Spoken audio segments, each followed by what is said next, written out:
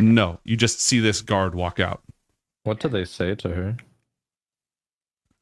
You been there the entire time? No. And she got a natural 1, and she says, Sventisco. I mean, no. She says her own name like a Pokemon. Yes. Oh no. I need everybody in the room to roll for initiative. Oh. Damn, that's Monty, so your rough. girlfriend. Shit. That's, she got a natural 1. I decided she just freaking panicked. She's trying her best, okay. And she rolled a 2 Don't on the make fun of initiative, her. so she sits there like an idiot. Someone had picked him up and you were carrying him back. And you were going to figure out what to do with the pants, either try and break him out of the pants or turn them back to normal. There was a lot to the relatively soft, so getting him out of the pants shouldn't be too hard. Getting him out unscathed might be hard, but it's doable. Well, is he wearing tight pants? Is he a tight pants kind of a guy, or is he like a loose? Search your heart. You know he's a tight. I mean, you knew. Too bad We all knew. There are only 2 types of guys. He would be using a crowbar and trying to pry them off his body. There are 2 wolves inside you. One wolf wears tight pants. The other one does not. So what does the hungry dark feel like? Do you smell anything? I don't know if it's what I'm smelling, but it often smells a little bit like baked goods. Well, that sounds lovely. That does not. Like cinnamony? Ariana, no. It's called the hungry dark. Not hungry for the food. Hungry for dark. But it's weird that it smells like something good. If it's supposed to be bad. Are you hungry dark affiliate too? Ariana? Huh? Because you smell food all the time. But I'm just hungry. I don't think I'm dark. You said to Said I'm look. intimidating and I gotta be more Oh. less of that. And No. I don't think you have to be less of that. It's just that you are, and that's okay. But I don't want to just be okay. I want to be amazing for a mate or whatever. amazing for a mate. Yeah. Cut it out, you're trying to fuck.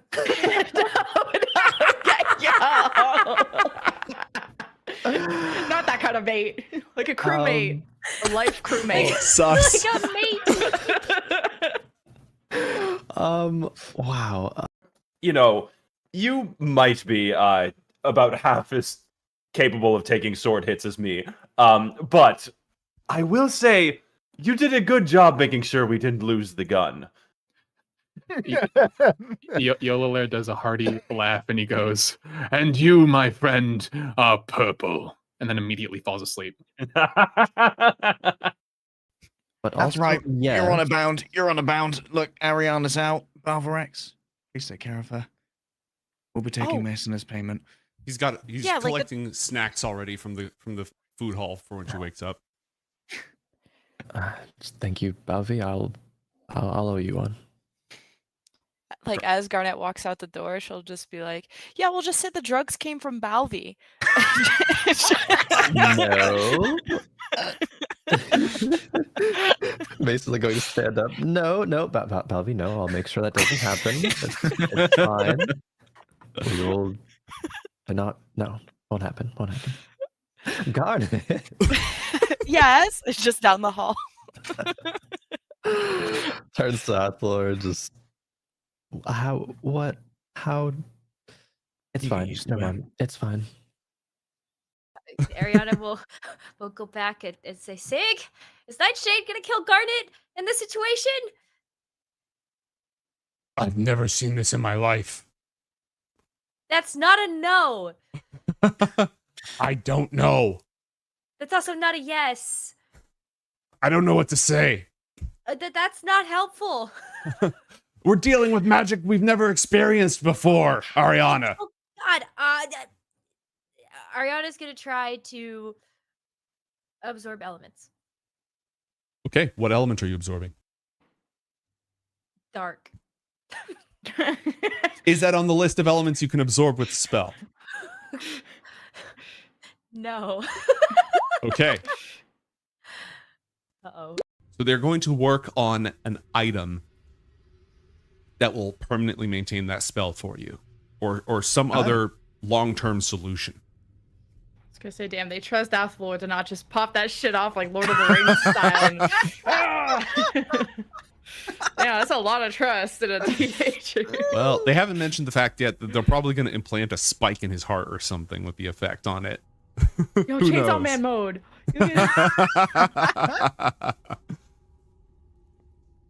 All right, so Pull the rope to get the that's- uncle out.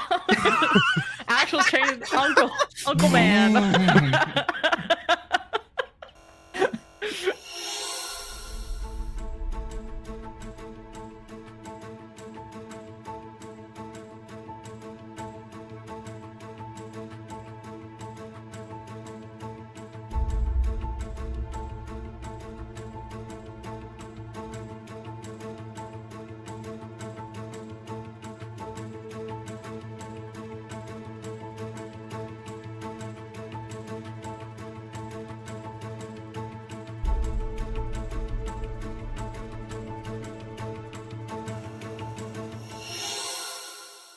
Last time on El Dante's Bizarre Star, our heroes prevented the villains from growing a really big tree and defeated Lasagna. I'm tormented by gnomes, your game master, and I am off my meds. I am joined today by Josie, LaFawn, and Ninja Man Matt. Josie, what's going on? Are you on your meds? Good. I may be on my meds, but I'm also on my typical bullshit. So let's go for today. Yay. Yeah, things are good. For those of you who are reading current X-Men, I'm almost done with Age of Revolution. So yeah, that's been a journey. Is that something you're like trying to get through, or something that you are okay? It's a slog. It's almost over, and I don't think any of it's going to matter in the end. Mm-hmm.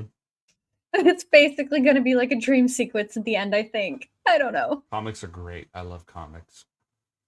Yeah. Like, it's cool having 50 plus years of continuity, but it's also such a burden.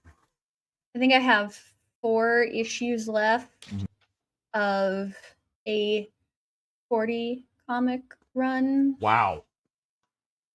So, yeah. Wow.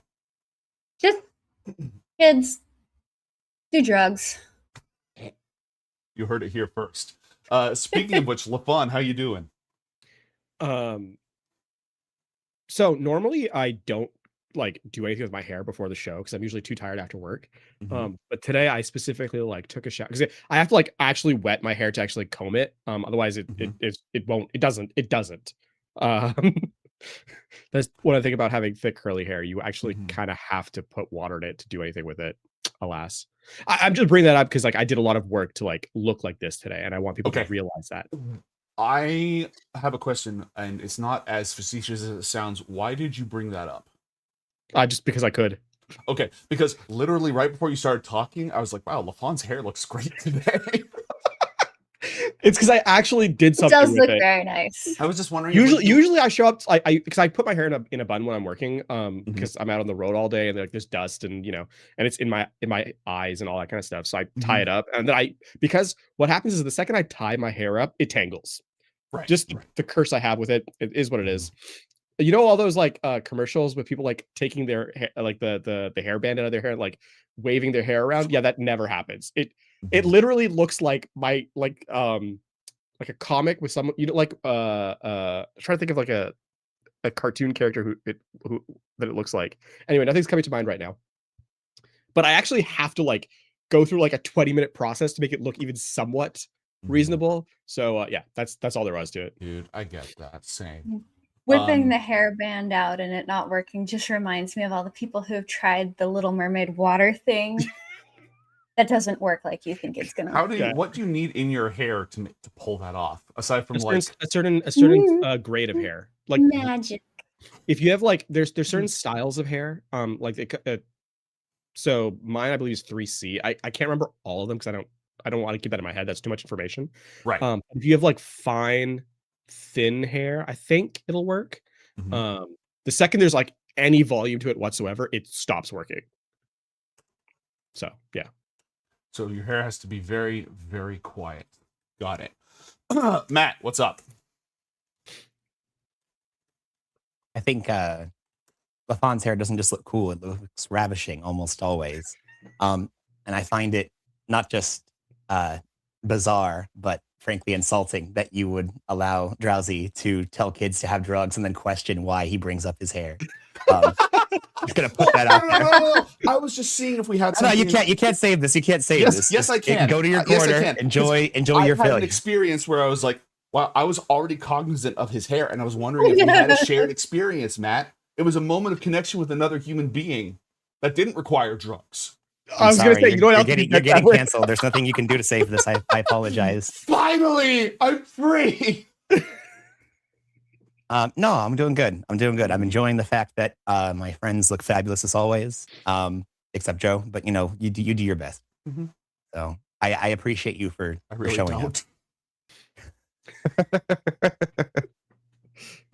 And I'm happy excited show to up see as what well. you've cooked up. This UI looks amazing. You always do such a good job with these. Dude, I wanted to highlight that too. It looks so cool. So cool. I have this. I've realized that I have a flaw as a dungeon master, which is I am always trying to gamify my role-playing games and add game stuff to them, and it leads me astray most of the time. None of it's wasted. All of the little experiments that I do and things that I add and like formatting and UIs and stuff that I build, I always learn from it and accumulate something with it, but it usually actually causes more friction than benefit. But I like this one. I think this one's good. Oh, don't Anyways. worry. We are slowly but surely moving towards when you start doing things. You're gonna say, okay, what do you guys do? We're gonna go, this looks great. And you go, do you want to talk to anyone? Like, no, this is awesome. I'm vibing. This is thank you. This is fantastic. Show us some more things, please. Okay. Tonight's 3-hour session will consist of a PowerPoint presentation by the Dungeon Master. Oh my god, but what if you assign us PowerPoints to go over our mission We're gonna briefs? do the homework. Liz might do the homework. LaFawn might do the homework. Matt's gonna be like, I have a child. The problem Not doing homework. The problem is I won't read the documents, but I will like go off the top of my head. Yeah, The- no. the nice- You'll come up The with nice thing about something. working on camera for almost a decade. Oh my god. I just realized how much time that was. Is you start to learn how to sound confident and aware of the information, despite having no idea what you're talking about. Oh yeah. Vamp, Phil. It's like working with children too. Also, how dare you? I almost always do the homework, and if I don't, I'm very clear about being apologetic for it. But if I assigned some true BS homework, if I was like, you have to come back with a PowerPoint presentation, I would be about 50-50. you would bring something. If Joe has put pen to paper, I am going to read it. If you are linking me documents, I will breeze through it 10 minutes before we start. But if you actually wrote it out, I'm going to read every little scrap of dumb that you've put together. But if you're like, because watch this I love other your little guy's scraps of video dumb. essay. Not Yeah, gonna exactly. happen. Dude, I am If Joe the did it, I'm going to worst. watch it. If you link something that someone else has done, it doesn't matter if it's, Colville. I don't care. I'm going to breeze through it. That feels really Because good. I don't care about Colville. I care about gnomes. That feels really good because I do the exact same thing. I feel like I'm an awful person because I have like a 10% batting, like an 0.1 batting rate when it comes to actually watching things people send me. And so if everyone else is doing the same thing, I feel much better about myself as a human being. Yeah. I mean, if it's something personal, I will watch it. But if you're just sending me like a Lol, link look to at a this shit video or a post. song, I'm sorry, guys.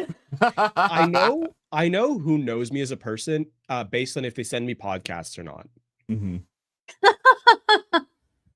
Oh yeah, don't link me to your podcast. I listen to podcasts.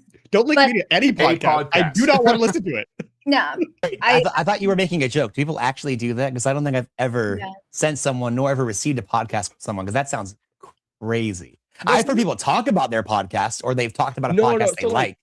So because the thing with the internet, the modern internet is like It's the awful. concept. well, yes, the concept of an article has vanished because people can't read anymore or write. And so everything became like a podcast. All those things that used to be like a written blog slash article slash edited piece of written content, that has vanished. Even a YouTube video, right? Like a video essay has been issued in favor of podcasts a lot of the time. And my biggest problem with podcasts is that for the most part, this should have been an edited piece of content that I can use. It should not be longer than 10 minutes or 15 minutes.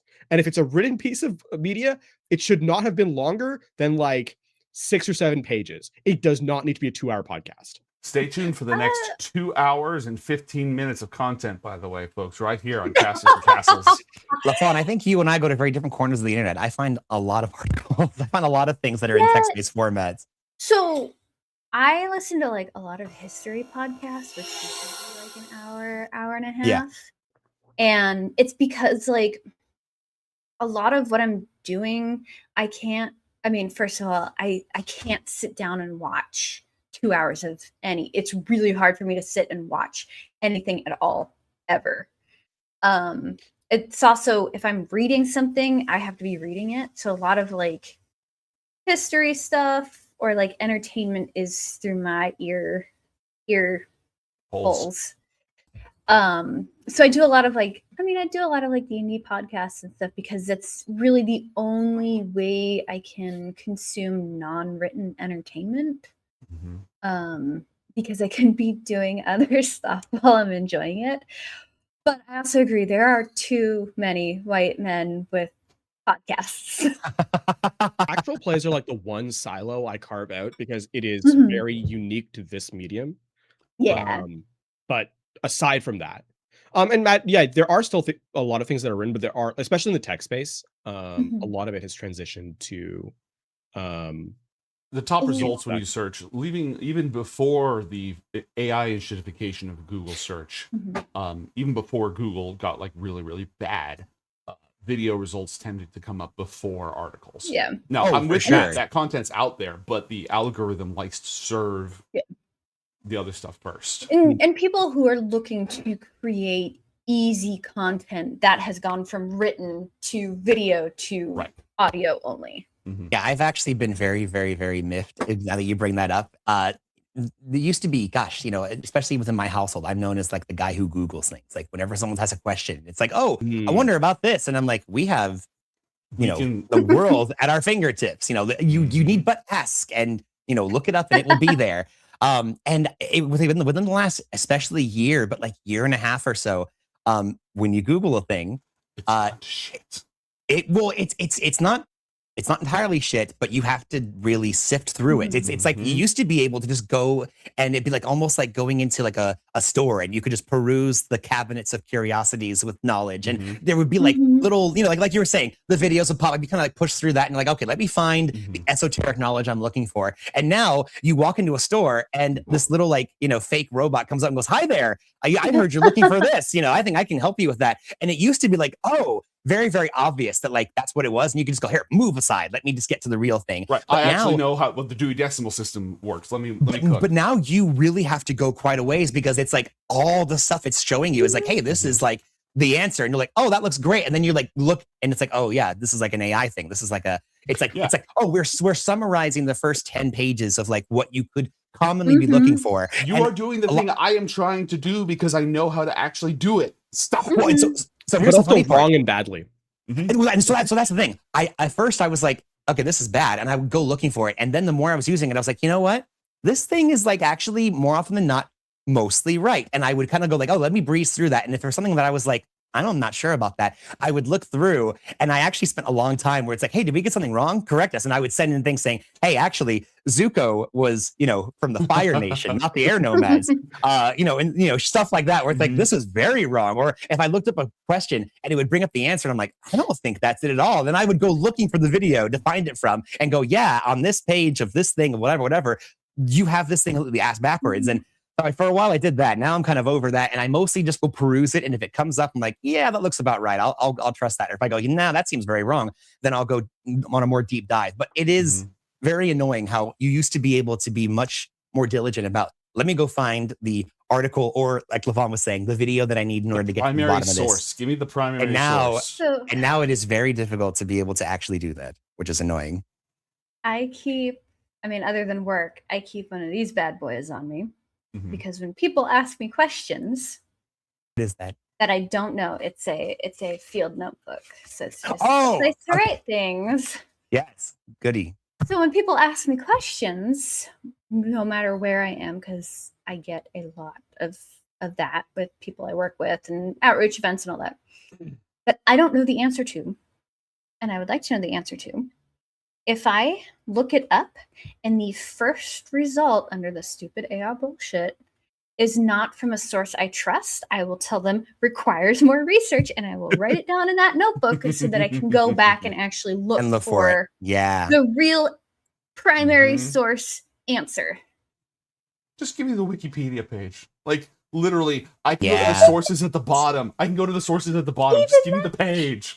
Like, I remember back in college, they're like, don't cite Wikipedia. Do not cite Wikipedia. I I'm know, like, I know. "That's And now fine." it's like, oh no. I don't, but like, now Wikipedia is not even like the first thing, because that was usually my launching point. Like, what AI is now, they're like, here's a bunch of stuff that we just randomly summarize. It used to be like, here's the Wikipedia entry, so you can go through and sift and figure out the actual deep data. The litmus test I feel now is when I look up an actor or a movie and the first result is not the IMDb page. Then you failed. That It's pisses me incorrect. off. Yes, yes. I agree. Should be the first thing that comes up. And it's not. My university access finally expired, unfortunately. So I no longer have access to like JSTOR or university Oh. library. So I will say this, as part of the local library that I have, the library card that I have, you have Mhm. access to the Library of Canada and a bunch of like research things. So it's not like totally dire, but it means that I can no longer get the research documents like the journals, the scientific journals and stuff at will. And that is very disappointing. So JSTOR is only like $15 a month though. That's $15 a month I don't have. Fair. He's trying to pay his mortgage using Cashes and Castles. How is he going to be In able to afford Canada, that? a mortgage? You're so funny. The mortgage in this economy. You guys are getting mortgages? No. All right. I take solace in the fact that this is an actual play, not a podcast. And even if it was a podcast, our ratio of white guys to not white guys is pretty good. So I think that, and I've done less of the talking, so I feel like we're on good shape. Do we want to do nerd stuff now? Hell Different yeah. nerd stuff? Speaking of nerd stuff, before we get started in full, I was going over the notes that we had from our last session, or at least the last session that we did note taking on. And I was just kind of copying it all over, making sure it was all there. And I was just going through it without even really looking. And then I realized, I'm like, wait, what? Never get in a land war with Asia. I'm like, what the hell was this? That I'm like, was you! You did this to me! Hello, it's me, the consequences of my own action. It's a surprise tool that I left myself weeks ago. The surprise tool was yourself all along. It was myself. I am the tool. The surprise tool to help us later was a rake. What was that? One of our actions we need to do as part of our propagandizing of the Illithid is create a in-universe show that is what are those scripted but like acting like real life TV shows called? Sitcoms. Reality TV? Yes, reality TV. Showing how Illithids are actually super lame, and to be cool, they need to just like lose all their fights as part of the propaganda. Well, because we already have, you see, we have a sitcom with the I knew this was coming up again. You mean Friggin' Gremlin Days of Our Grimlocks. Lives? Days of Our Gremlin Lives? Yeah. Yes, absolutely. Right. So we have to expand our genres. We already have one. Okay. We have to kind of keep going. Okay, what network are you pitching? What network that doesn't exist are you pitching this to? Well, we can create that as part of our large scale telecommunications. The invasion is off. We're launching a network. Yeah. Smear campaign. Wait, so are we like transmitting this directly to the Forge? Is that what's happening here? We're starting a new cultural wave on the Forge. Yes. Okay. we got Gotcha. the Illithids like You need into, market like, penetration. Well, here's the thing though. We have to do the oh gosh, what was that one book called? Oh no, I can't remember what the damn thing was. But there's this book that talks about when you are trying to change like someone's mind over time and slowly corrupt somebody, you don't do big drastic things. You slowly start pushing them little at a time. So we start with Days of Our Grimlock Lives and make sure it's like kind of kooky, a little bit funny. It's definitely all correct, but there's like some slight changes, you know, like the dogs aren't actually like maimed Grimlocks, but other than that, you know, everything else is pretty darn accurate, boats and all. But we can start putting out material that is slowly but surely eroding away at the glory of the Illithid Empire and making it slightly more outlandish. And then people get hooked on Days of Our Grimlock Lives, and we go, you know, beyond there, you know, to like, oh yeah, join us for the Cerebomopus podcast, you know, stuff like that, where people are like, oh yeah, the frogs are totally not gay, and you know, everyone's like, oh yeah, we're getting all the really like. All the Illithids that are like, oh yeah, man, magic's kind of cool, but we can't talk about that. And, you know, the government doesn't want you to believe that magic is actually useful, and we get them hooked first, and we slowly start spreading it out. And they're like, dude, the freaking the infiltration of the Forge, it was an inside job. They wanted us to get in. I'm telling you. You know, obsidian can't be melted, you know, by freaking fireball. Recreate like conspiracy manosphere stuff. Exactly. The Ceremophis podcast brought to you in part by these pills.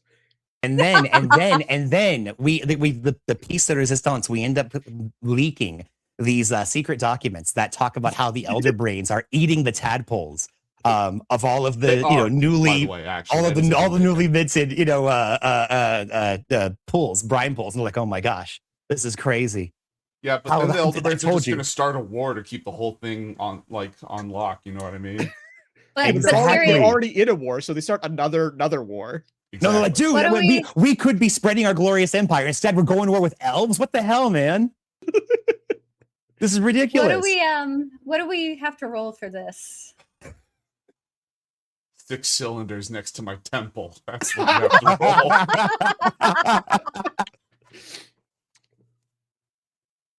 No, I'm sorry. We're taking it over. So we've altered the deal. Pray we do not alter it further. Every time you come up with a new plot device or something, I'm like, wow, neat.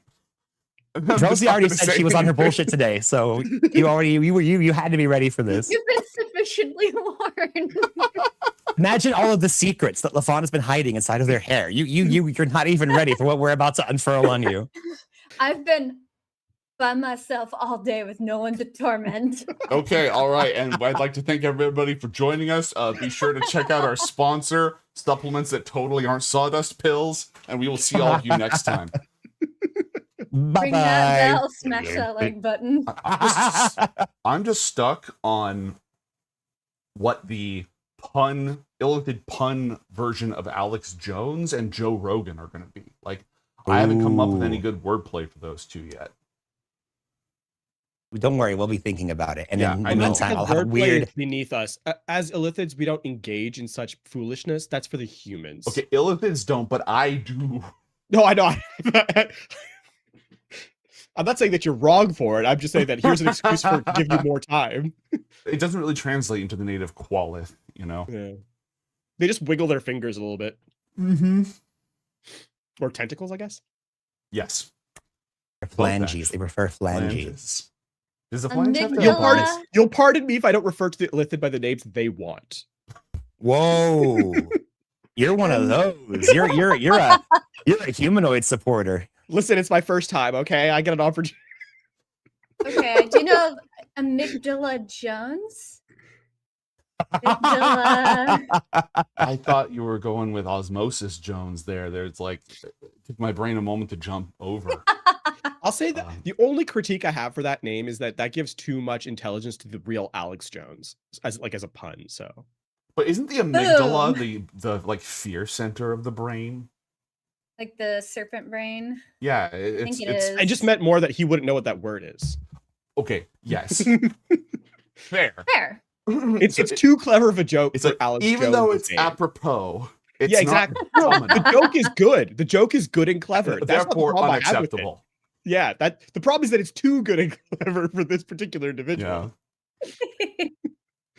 Okay. Our heroes are planning to stop a mind flayer invasion of the entire Pyre space system. The task force has designated this Phase 1 Operation Hidden Sandbar. Most of the work of the planning is being taken care of by your NPC allies. You don't have to go through the entire logistics map of where are all of our polar satellites in orbit and are they getting data and where are the target sites. They are figuring all of that out. Your primary ask during the remaining 5 weeks is to drum up any additional support. And what you're looking for are elite special ops teams and things that go boom. Because those are the two things you need to blow up a fleet before it can launch. This is a brief summary of like what sort of assets are in play. It is not up to date just yet. It is going to be updated as time goes on, but we do not know anything about the dispensation of illithid vessels at this time. It is known that there are 3 primary classes: boreworms, nautiloids, and dreadnoughts. Boreworms are their standard sort of fighter class. It usually has 1 illithid and a crew of grimlocks or other thralls. It just rams into the enemy ship, opens up, the illithid hits people with mind blast, and they attack from within. Not sophisticated at all. Nautiloids are their most common vessel, decently armed, but there's no evidence that they have like plasma cannons or energy weapons. It tends to mostly be ballistas, maybe some psionic enhancements. Dreadnoughts have only been seen in the single digits. They are the largest illithid vessel. They are capable of grappling other vessels. They have a biological weapon that incapacitates. They grapple, they pump the enemy ship full of gas, because illithid tactics are always to capture and take over rather than just destroy. Encounters with these, as I said, can be measured in the single digits, but the task force believes there have to be numerous of these vessels, one, to have taken over in the first place, though intelligence also doesn't think that it was a invasion per se. They believe it was a subversion campaign more than anything else. The illithids exploited existing conflicts and then sold out the people who they helped. So their original numbers are probably not that high. I mean, it could be in the thousands, but for a planet, that's still not that high. But they suspect that the fleet that they have been building since then increases their number of dreadnoughts significantly. Right now, in terms of your side, the Exarchate is sending over robots and attack units as much as they can with the 1 minute of gate time every single day. The House of Fluris has, I believe, 6, it doesn't say here, they have 6 armadas, which are the biggest ship in the fleet. There's 12 other great houses on Fluris. They are working on missions to convince them to lend more of their ships. The last time the Elven fleet was assembled in its entirety was 1,000 years ago to exile the Drow to the Spider Moon. They've not all worked together since then. And as far as they know, that was the single greatest display of spelljamming power in the history of the system. The Voski are sending over additional knights. They're the perfect people for this mission because they can go in as a person and then turn into a giant death robot, which is pretty handy. The task force intends to hire mercenaries from Quelia, the water world, human pirates and stuff like that. But like they said, they could use anything else that they can get. You recently discovered the truth of the House of Fluris's inherent curse, a infernal bloodline that ties back to the Pact Malefic. You were also planning on going to meet with the head of the Shasal Ko, a secret organization of Gith Yankee and Gith Zerai working together for the reunification of their race. Their leader is on Tunaroth, the capital of the Gith Yankee Empire in the astral plane. Going to visit them was one possible mission that you had during this time. There's a bunch of other stuff that pre-podcast I was going to bring up. So, you have been asked to get resources, troops, and things that go boom. Matt. Before I forget, I was going to ask, what is it looking like in regards to allying with the Drow? Initially, they were aligned with the Mind Flayers, but like you mentioned, that was one of the recent like betrayal thingamabobs that happened during one of our recent forays. I mean, I know it's been like over a year in real time, but in game time, it couldn't have been more than a month. Right. Recently, John Carmichael went on a mission and destabilized the Drow by causing massive infighting and taking out the primary envoy of the Illithids to the Drow. There is not a lot of intelligence available on the current state of that conflict, but the conflict between all the Drow should stop them from being a unified front in order to lend their resources, because the Illithids did uplift the Drow and give them spelljammers.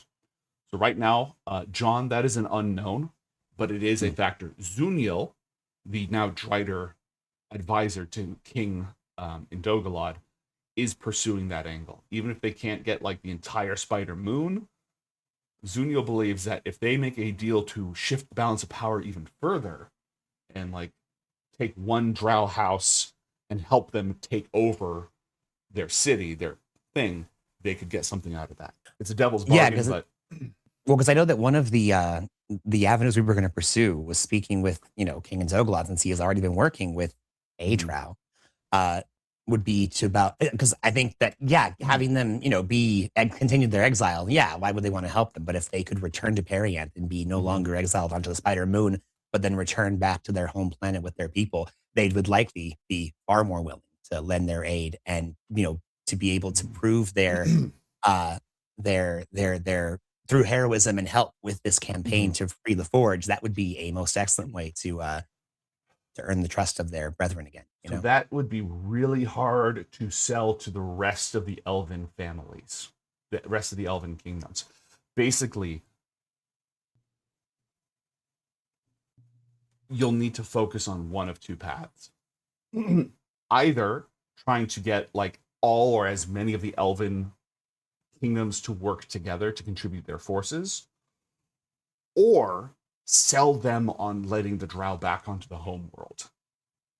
That kind of brings up a good question. What are the other Elven families contributing to this? Oh, at the moment, very little.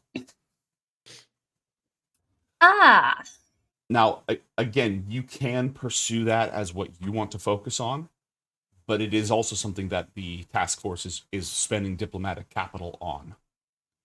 Trying to get as many of them as possible. Like, yes, this is an existential threat. Also, it's going to be in your best interests because we have this huge partnership with all these high-tech people that you will be on the outside of if you don't help us.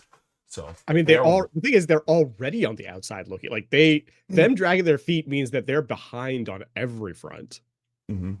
The other thing I wanted to add, and at some point I want to tag in with our research team and our espionage team, because for the ships, we know that the Illithid are biomechanical in how they control them, right? Yeah, psionic for the most parts. Right. There are two primary energy sources that they use. One is life jammers, where they drain somebody's life force in order to power the ship. The other is there's three. There's life jammers, which drain somebody's life force. That's what they gave to the Drow. There's what's called a series helm, where multiple mind flayers work in concert to provide their power to power and control the ship. And there's a pool helm, where an elder brain is on the ship in a pool, providing power and control. Go ahead. Swanky. Well, the thought process, if it's psionic based, then a jammer of some kind or psionic interference may be useful. Does Sorium give us an element of that? Sorium does not have an inherent jamming function. However, it's a power source, so a Esper who can project an effect like that would use Sorium to empower that. Okay. That's something I want to bring up to anyway, our task force, because we're operating on mechanical strengths, and to the best of our research and knowledge and our intelligence, I don't believe that we've seen an EMP from the Illithid yet. Correct. Also, do our weapons outrange them because they are ballista? Okay. Now, here's the thing. the number of high-tech weapons you can bring to bear in the remaining time is limited. Right. In the 5 weeks till the invasion is supposed to happen, that time is limited. You won't be able to have a fleet of long-range cannons by then. No, absolutely. It's more in terms of like developing tactics where we can give a hit and run from afar and provide cover based on the battlefield when things are we can change the tide even in situations like that. But because we're operating on mechanical and magical power sources, having a way to disrupt their controls would probably be of great effect to us. Okay. Main challenge is that illithids on average are much more psionically strong, like even than the Voski. A high level Voski Esper can like go toe to toe or overpower them, but your rank and file illithid is going to be much stronger. Now the Annulus has that jamming capability that, if properly amplified, could mess with the controls and power of like a large fleet. That is that is just an inherent effect of the Annulus too. That's not like a yes, but the AoE is limited because right. It's what 500 feet, I think, something like that. Maybe it might be less than that, which in ship to ship combat is nothing. Yeah, but it does make for like on a dreadnought, right? Having a landing party carry it. Absolutely. That would screw. Don't send any Voski on that party, but like if a boarding team gets on a dreadnought with the Annulus, massive advantage. Now, question. Is an artifact inherently incapable of being tied to the summoning spell that I have? Let's drop the list. Instant summons.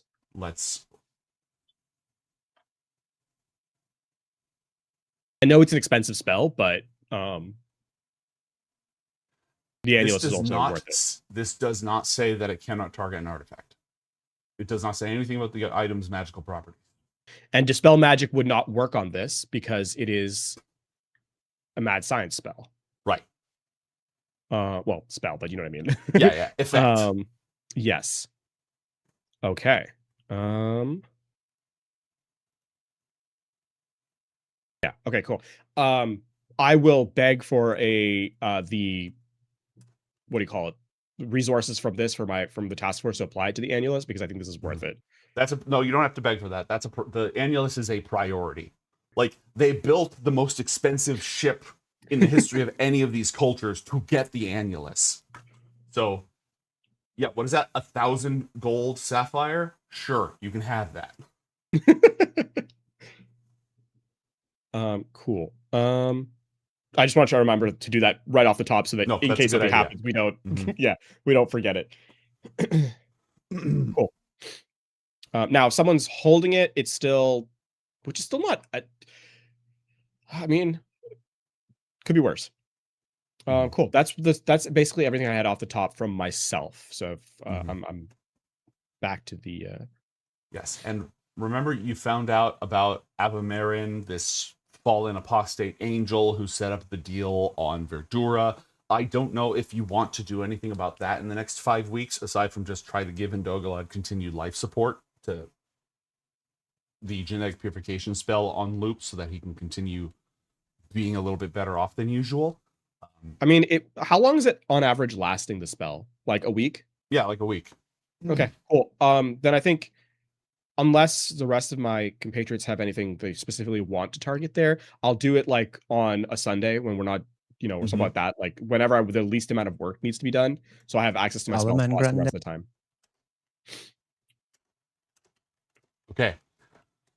Now, what mission do you believe is the most important in this time frame? Or even if it's not the most important, do you want to do? I have some suggestions, but you have an open invitation. You've already said Master Balthominius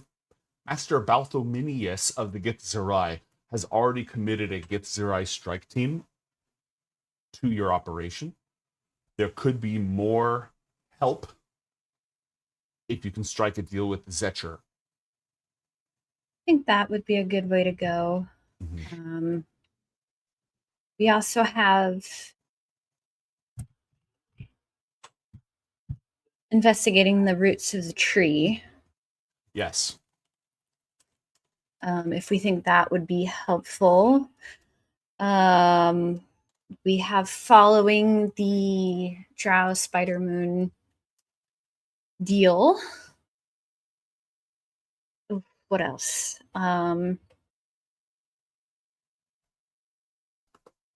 Is there anywhere you guys are leaning towards? Well, I was gonna say, is there anything that says that we all have to be targeting the same? No, but if you do something Mhm. dangerous, you should stick together. For sure, for sure. Like if you go to Tuner more, Rock, you should do that more on the together. diplomatic front, right? Mhm. Because like if we're going to Tuner Off, I think that's absolutely a group event. Going to the Spider Moon is very dangerous as well. Yes. The thing I'm thinking of is like my strengths would lie in the technical space. And the more time I have to actually do like the rituals and the crafting, the more efficient I will be. So the thing is, we do have the lab on the ship though. Correct. So I can still, even if we travel, I can still do that work. Perhaps not as efficient, if I just stayed here, but like certainly to continue the progress. I mean, it's not like if you need magic, yeah, you're gonna have better luck here. But the ship's facilities are really good for magic too. Like they haven't built a facility as good as the ship yet. The only thing you're missing out on is like having more spellcasters and stuff around. Yeah. Which technically we should be able to acquiesce some of those to come along with us. That wouldn't be entirely difficult, I believe. However, you cannot take the ship to Tunarath. It is on the astral plane, and if you take a void crystal through a portal, it will collapse. Interesting. Good to know. Well, we've always got Rocco for that. That'll be a very easy way for us to be able to make our way there. Who? The other thing too is getting to Tuneroth is actually easier this time around because the astral plane is like how you think of it, right? You travel via thinking, really, and we have people who have been there, right? So it would be a much shorter navigation jaunt. is much navigation is not nearly a problem. So I think Tuneroth is a worthwhile gamble for sure. I think that's probably, in terms of being able to fight the Illithid, having the people who are foremost experts on it, not a bad idea. Plus, there's also the thing that massaging some of our other goals, getting an idea of what's happening on Farragus. Yes, Right? because of Vlaakith. We're already there kind of thing. And then after that, I think we kind of dial down on the technical aspects of things and throw out feelers in terms of getting the... Selfishly, I think the Drow are probably a more interesting target because they've already had experience with the Illithid. And I don't like how the cushy elven rejects, the ones who have just rejected the call to arms. So that's They my haven't perspective. rejected it. They just still haven't finalized any agreements yet. Well, here's the thing. No, they've rejected it. As the one who's having this negotiation with, as the one who's here on the front line of it, no, I consider that a rejection. I would say that I have the benefit of not being an elf, and therefore time is a little bit more valuable to me. Going along with both what Drowsy has brought up and what Lafon is as they put selfishly putting forth, which I don't think it's very selfish. I like that idea. John has been working towards the redemption of the Drow since he arrived in Parian like a decade ago. So that aspect is definitely very appealing. John sees not just the merits, as Yasmin does, in the Drow have been working with the Illithid for quite some time. Our phase 1 of our operation is effectively information gathering. Yeah, we want to neutralize the Illithid armada, but being able to make these connections that we have, I feel that being able to assign different allies to be kind of the launching point for these various assignments in our objective would be imperative. And I know that we definitely don't want to be going to certain areas when we're not a group, but I liked what Yasmin / Levon was kind of pushing forward with us being able to diplomatically kind of all move off. And as Levon said, we don't have the benefit of time. There's we're working against the clock, and so all of us in our own way, whether we're literally diplomatic as De Laurice is with their persuasion checks, I would say scientifically or logically diplomatic as Yasmin is, or magically bullshit diplomatic as John is. I think we all have our ways of being able to persuade people to see our side of things, especially because in this scenario we kind of have the moral high ground with trying to free an entirely encapsulated people from a horrible fate that they've been suffering through for quite a long time. I mean, effectively, like bringing this into the fold, there is a literal death camp that has been made out of this entire world, and the rest of the solar system has just been okay with that being a thing. That in and of itself would be a really good launching point of like, look, I get it. It's scary. This is bad, but we actually have the resources, the know-how, and the forces that we're bringing together to actually do something about this. This isn't just a sad story. This isn't just if we could do something, we could. You have the option of being able to put forth not just your money, but your mouth and make something happen with this. And to not take action is effectively to abandon your morality, your sense of logic, because they are going to come for you. This is not just some foreign thing that's, worlds away that's never going to affect you.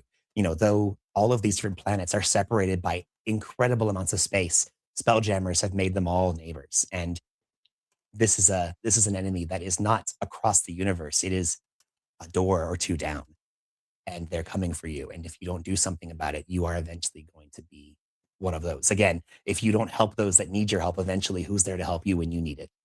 And I think that we should be able to find, the Drow, the Gith, various other allies that we have already made, and be able to kind of have each of them be in charge of these different objectives, and then we can kind of help support that. To me, I think that's where our focus should be, is to get people to start working on these, so we can facilitate this operation as quickly as possible. Well Quick said. aside. You may will say that you deploy that entire argument against somebody, since you've now said the whole thing. John just sends out he spends a whole day just sending message across the universe to every single one of our people and be like, all right, everybody, this is a call to arms going out to all of the people. Things like this are happening all over the galaxy. This is 104.7 right now. Carmichael Radio. Yeah, coming at you live. John's got a podcast. And on today's podcast, we have our first guest coming all the way from the hidden city of Tuneroth. It is... And then you introduce your guest and be like, this is our part of our strike force, and you too can meet this. except it's like it's like a beeped censor because you don't want to actually reveal the city's name. The aside that I wanted to ask is, I suspect that my sin score is going to be going up very swiftly. We are, however, doing a good thing. Can my sanctity score keep pace in that time? Anytime that your sin score is going to go up, just say, I'm trying to save an entire subjugated species, and then we can talk about it on a case-by-case basis, all right? That seems like a good, that seems reasonable. Listen, I am going to commit a large war crime, but it is in service of a good cause. Whatever, the road to hell is paved with what again? Something means something end. Hell's locked off from us because of the whole machine being chained up. So, actually, joke's on you. All right. I think that a lot of your goals can be handled skill challenge style, just like, okay, I'm gonna make a check with this argument and send it out to these people, and I'll be like, they send back this. How do you respond? But going to Zogatha, which is the Dark Elf capital, and going to Tunaroth should probably be scenes and Yeah. adventures of their own. Yeah. Oh, for sure. Just by looking at John's list, I think that especially if we are ever in transit, or just because we're not going to be doing any intense fighting anytime immediately soon, John is going to be utilizing his spells to cast, first of all, Dream, and then an absolute crap ton of where is it? Sendings. And he is literally going, because the people of this world don't know it, he is literally going to be taking the dictator speech from the 1940, The Great Dictator, where Charlie Chaplin.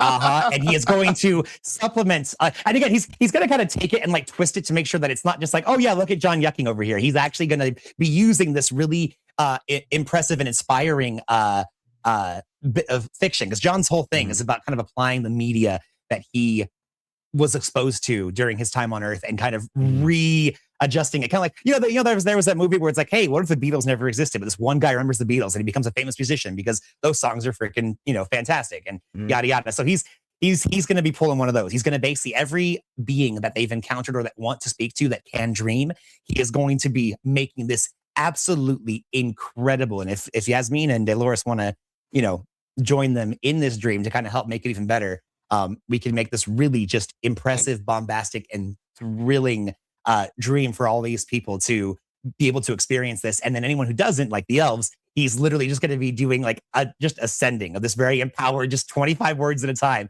just going stanza by stanza over the course of 5 minutes to 10 minutes about just them getting over and over and over and over again. You haven't donated yet to our cause. Help us in this fight. Speaking of every 5 messages, it'll be like, you can respond to this message. What are you gonna say, Lamar? A donation link will be provided. Once again asking. Speaking of people we've met, the fellow we met in the astral plane who's on a spiritual journey. Oh yeah. Whose name I forget, but Yasmin definitely didn't. The guy in the robe. Yeah, I know exactly. I mean, I have his name. I have his name somewhere. It's in my notes, but I'm also not scrolling up through a year's worth of documents. I would like to reach out if I can to him and see if there's anyone he would highlight as being useful to contact for something like what we're trying to achieve here. Okay. I may not have the answer for you this session, but I've added that to my notes. That's a good point. Aside from that, is there anything else that I wanted to touch on? I'm gonna start, because it'll be useful for the fight against the Illithid as well. I'm gonna start tinkering with the ship and seeing what else I can protect from magical interference in terms of our enchantments and so forth for when we go to Tunaroth, or the Spider Moon for that matter, because both I assume have spellcasters.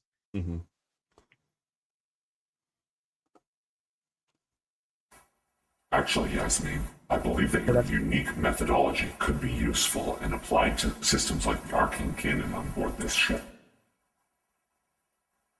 Hardening against anti-magic capabilities.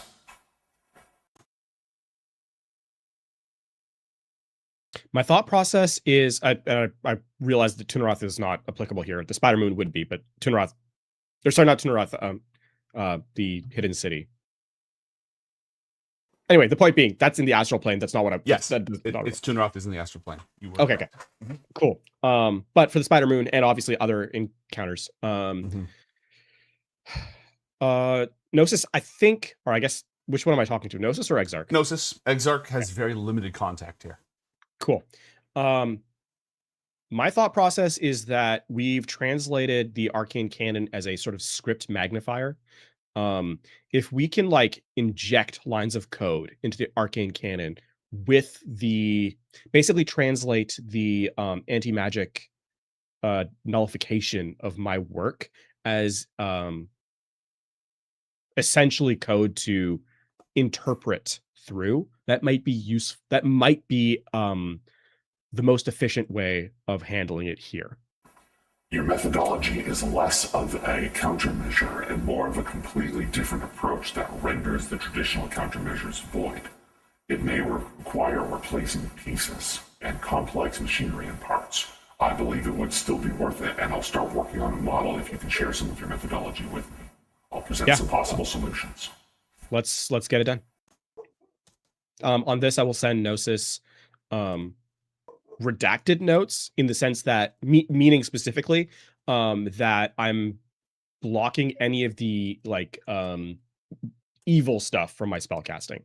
So the methodology is all the same, but I will just remove anything that would involve like vile speech or stuff like that. All right, not a problem. Just so that doesn't somehow infect our machine. Your ship is now evil. Master Balthamius and his crew have an amulet of the plains, which they are not offering you, but will directly transport you from the Prime to Tuneroth without having to travel through the Astral. Now, fun things can happen through the Astral. You can randomly meet and kill an Elder Brain and meet an Archangel. Those things have happened before. Or, Celestials and stuff. But they have a two-way round-trip ticket. It takes a day to recharge, so you'll have to stay there for a day, but... I mean, we'd have to stay there for a day anyway. Negotiations don't often happen instantly. Correct. John, what level spells can you cast? Level 6. Okay. I'm one level away from being able to do better. I know. I've been For a one level long away time. for, it seems like forever. You leveled up recently. It can happen. I know. It just took Very Nolan, sad. the most advanced ship known to traveling literally across the galaxy and then getting back. Yep. It's true. Oh, and ending an avatar of a dead god. Yeah. Small things. No big. Like you do. Like you do. I mean, in John's case, kinda, yeah. I mean, in our case now, too. Yes. True. It's our new norm. For Things sure. things do tend to happen that we tend to do. True. True. Wow. True. So true, guys. So true. Just getting the spirit of that podcast system going, Would you like to travel to Tuneroth? Would you like to do something else first? I think the faster we get to Tuneroth, theoretically, the faster we get our Gith strike forces, the more we can bolster against unintended invasion from or unexpected attacks from the Illithid.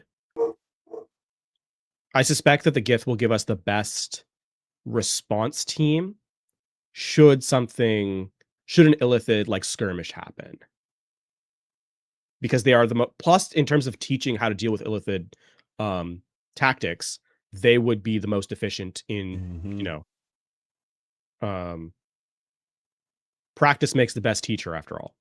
Or experience makes the best teacher, rather. Yes. So yeah, I'm fully on board with, doing this as sort of the primary look. Okay. John, Dale Reese, you both okay with that? Yeah. Great. Now, it will not be immediately necessary for you to travel in disguise because we will be taking you directly to Zetcher's stronghold. But you should be prepared, even if you're only here for the night, even if his stronghold is secure, and even if there'd be a lot more problems than just you if it was raided for some reason, to disguise yourselves as Gith Yankee if necessary. Make any required preparations, and then we will transport you. So, based on that, based on the experience we have both intellectually and experientially with the Gith, can we culturally can we impersonate the Gith that way too? Yeah. So basically, an outfit is only as good as the person who's acting it. Right. Do we feel we have the experience that we could do that seamlessly? Seamlessly? Or at least not tripping over our own tongues while we try and get out whatever basic references are asked. Probably. With a mental link, especially with a mental link to your resident actual actress, that's going to be your best bet. Hell yeah. Delarice is going to be the best equipped to do this. And John has like counter espionage and undercover experience. And you're just tricky. So, that helps. I do have my mind reading link or my mind reading protection on. So good. Okay. Then when you John would be better about having us all blend into a crowd. I think De La Reese would be better about impersonating a particular person. Yes. John's whole strategy is look the part enough that nobody talks to you. Yeah. Which is a good plan A. While we're doing any downtime we have, by the way, John, I will be talking to you and kind of picking your brain on the investigation front. Kind of getting a handle on what like your processes and methodologies are.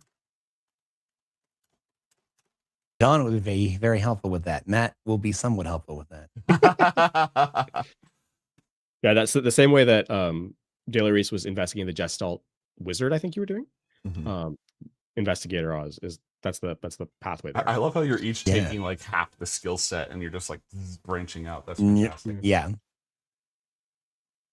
Hey, it's good to have a teacher on site. It is. Why did that not work? That was supposed to work. There we go. Yo, cool skull. Tunarath. The city of the Githyanki. Built on the corpse of a god known only as the One in the Void. A deity that has been dead for untold ages. You appear on the rooftop of a fortress surrounded by a drab city built upon a great stony husk. The argent phlogiston of the astral plane fills the sky.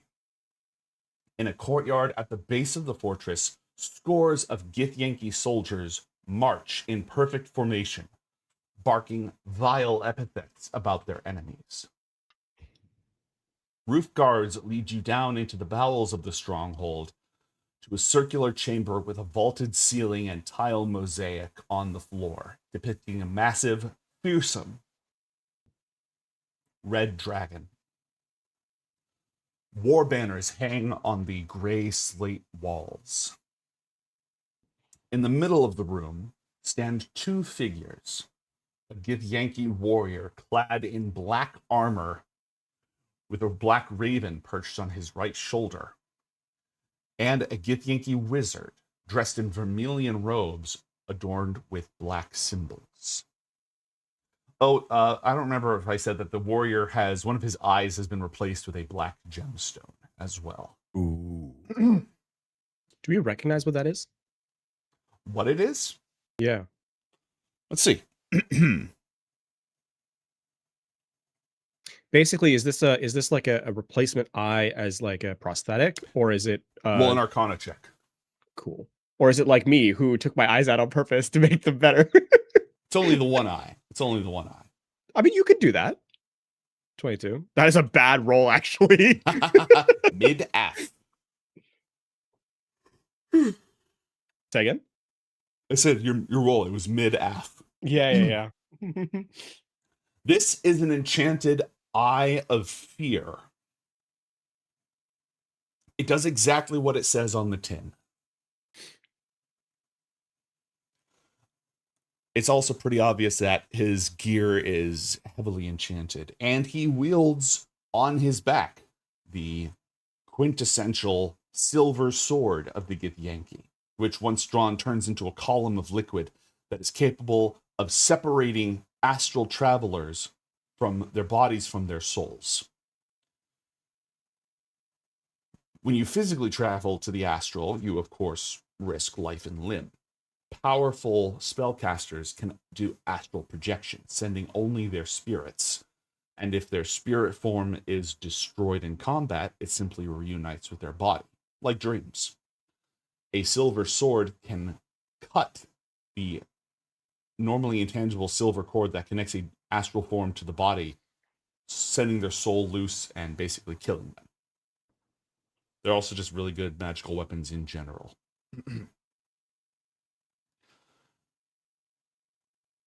You are. He looks over you for a moment. You're the primers. I've heard a lot about all of you. So we have the mind link up. Is Balthominius with us? No. Balthominius did not come with you, but 2 representatives did go with you. Okay. Ceres and Kelly Lack. Both of them a Gith Zerai and a Gith Yankee. Let me just check something real quick.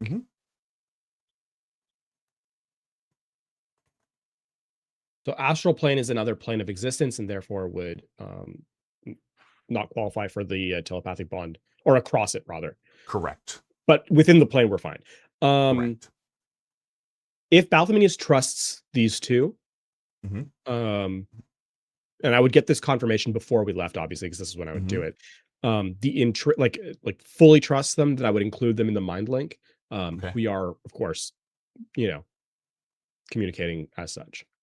All right, then yeah, they are both included in it.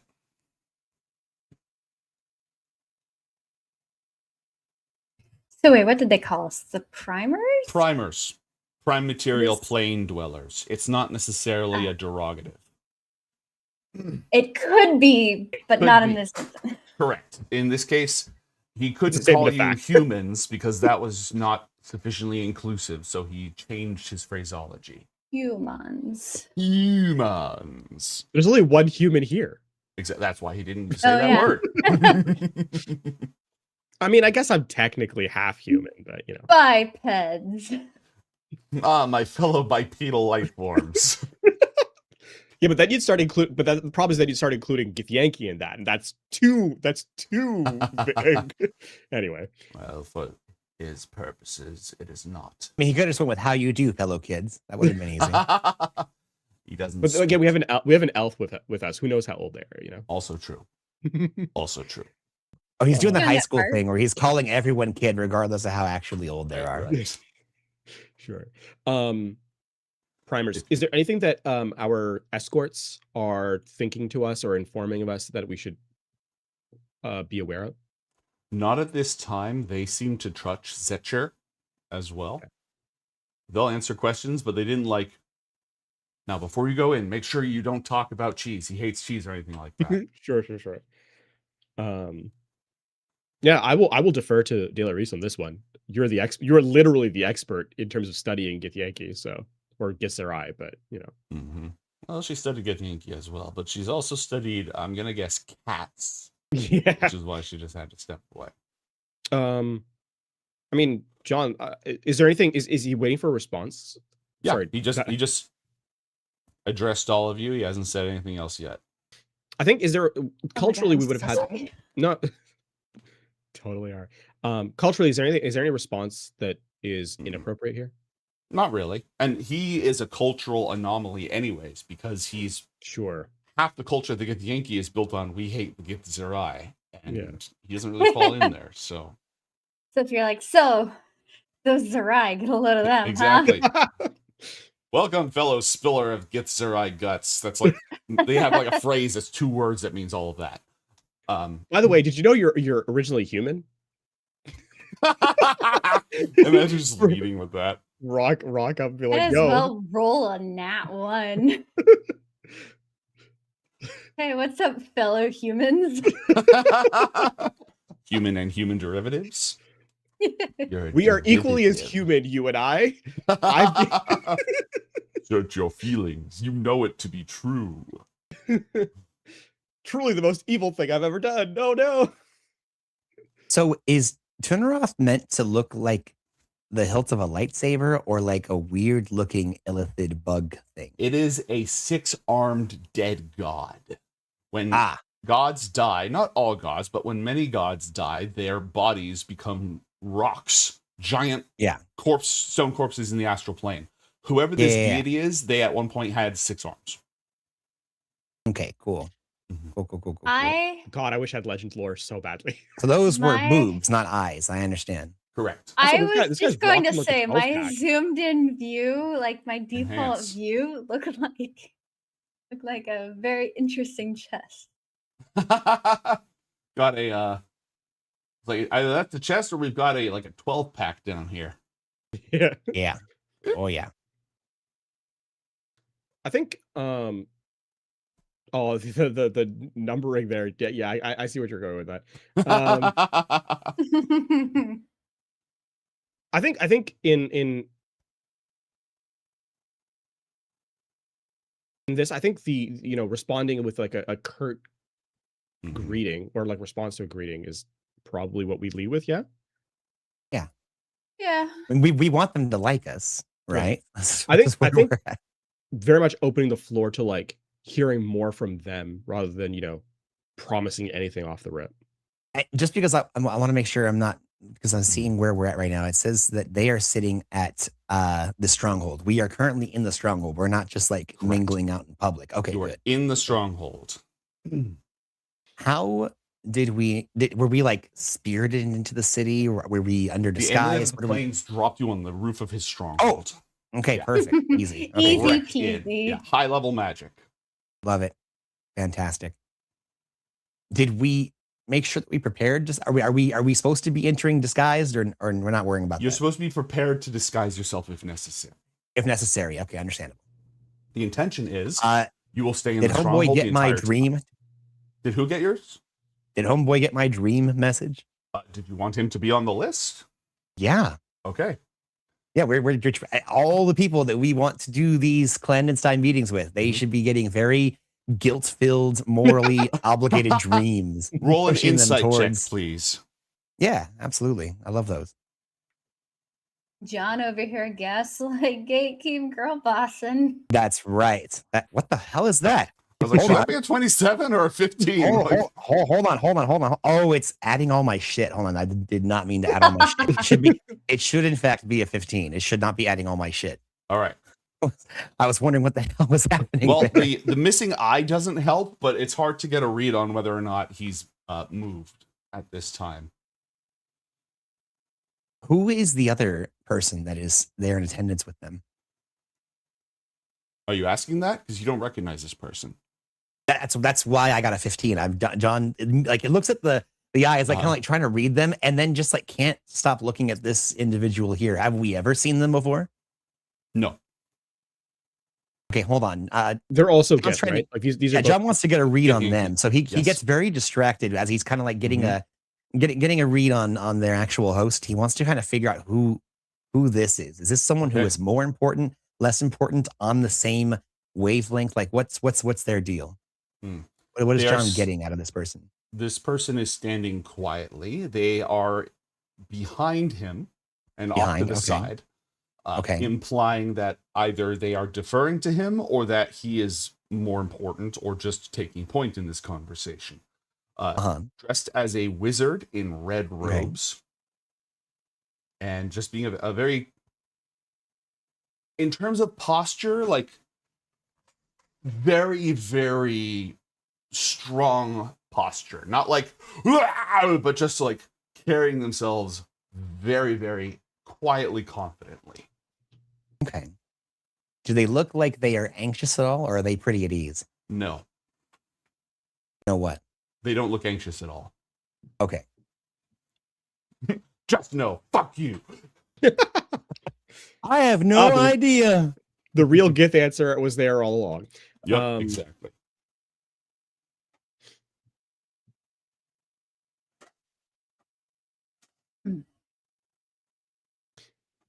So I assume John gets no real read off the first guy. Correct. I guess Dolores is just gonna straight up and ask who the second guy is. We know who we're meeting. This is Vrax. Vrax works with me. Okay, Larice, I will give you an insight check on that. Okay. Works with you in what capacity, sir? Come on. Come on.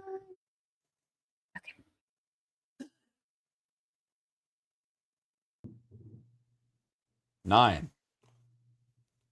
Ouch. Vrax's advice is highly useful, and he is my expert in all matters of the arcane. Vrax gives We a- were elected to lead, not to read emotions. Vrax gives a very small, plain smile.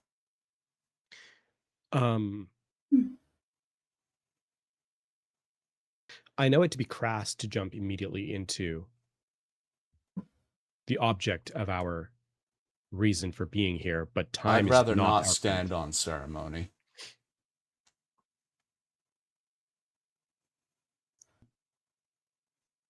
The person who brought us to you, has he told you the details and secrets that we shared?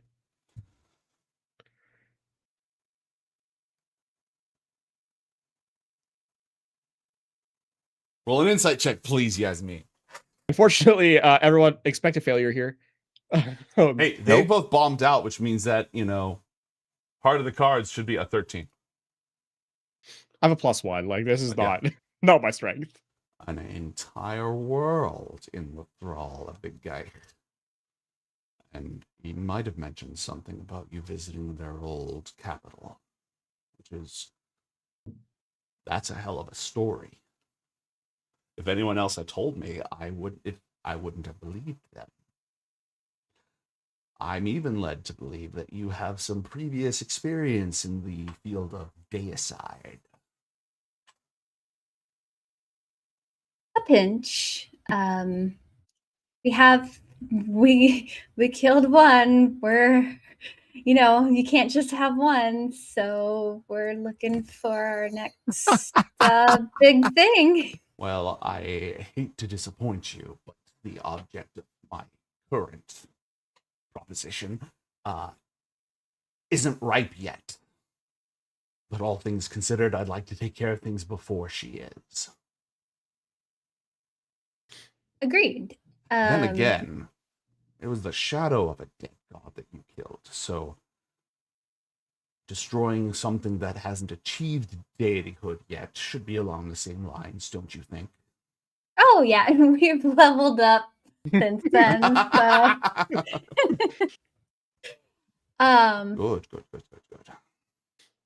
Yeah, I mean, we've literally been through hell, among other things.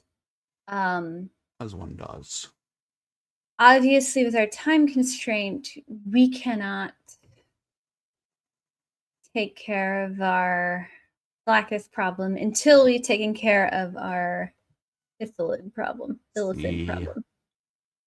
That's where you may not have all the information. Oh, do tell. Balthamidius has informed me that you're aware of Her Imperial Majesty Valakith's current military operations on an insignificant prime world called Faragos. Yes. Yes. Yes. And similarly, he has told me of the scope of the Geich infestation in the system that you're dealing with. Now, I know that your time frame is very narrow. I also know that a Githyanki incursion force could be very helpful in your project. Allow me to clarify. A large percentage of a military force currently being deployed for the complete subjugation of an entire prime world would help. Are you proposing we take care of Lakith first and then use her resources to take care of the Forge? In the absence of her undead and eternal leadership, loyalty of the Githyanki will fall to her most powerful warlords. You and Who's- who else? A number of others, most of whom will not be sympathetic. Devoid of their source of authority and spiritual purpose for as long as they've been alive, and torn between the voices of all these different would-be warlords and rulers.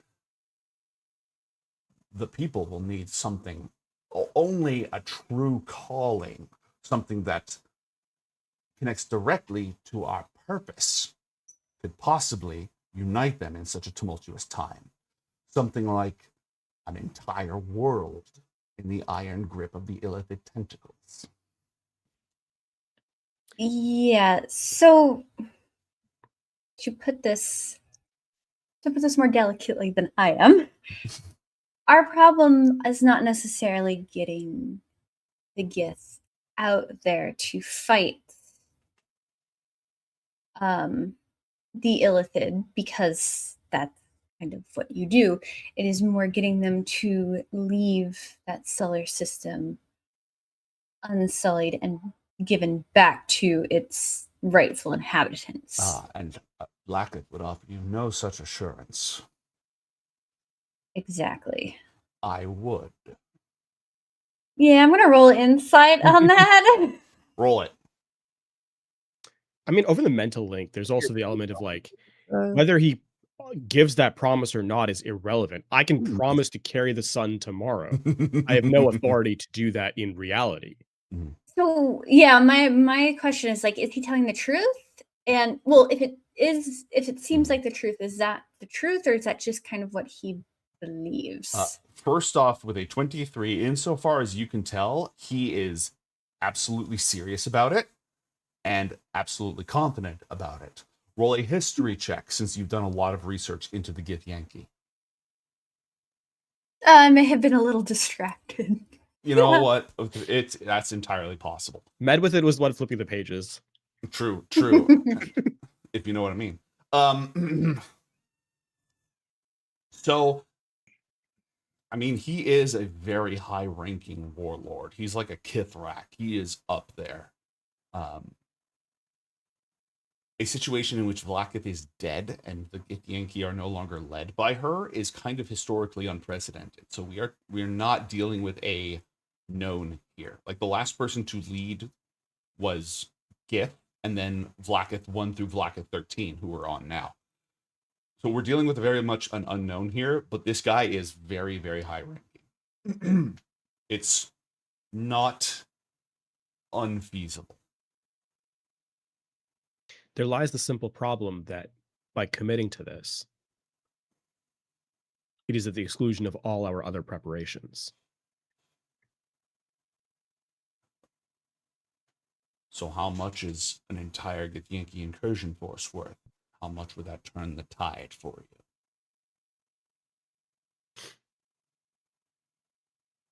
Quite a lot. True. I'm not saying this to him. Right. Would it?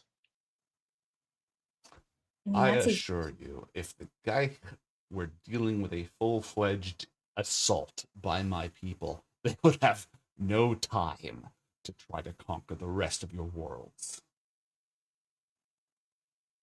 The skies of Faragos are darkened with the astral ships of my people.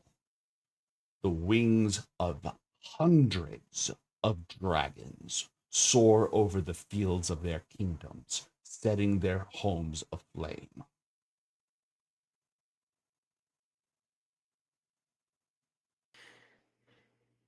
What is okay? So it's obviously clear that you desire a position of power, political power that you would have further without Blackith. What is your aim with that?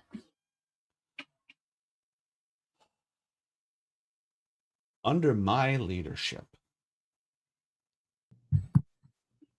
our people, who have been distracted for so long by this pointless blood feud, would be united again in our true purpose. Purging the plains of all that remains of those who once enslaved us. We should have one enemy. And I And will then lead what? them. Well, unlike Blacketh, I'm not pursuing immortality, so I don't think I have to worry about that just yet. There will be time enough for my people to find their place. The Geich are spread across all worlds. Hunting them down will last us generations. How would they react to the truth of your people? Truth? I don't think he knows yet. And on that exact note, we're going to go to a short break. Don't go anywhere, folks. More Coriander Society when we return.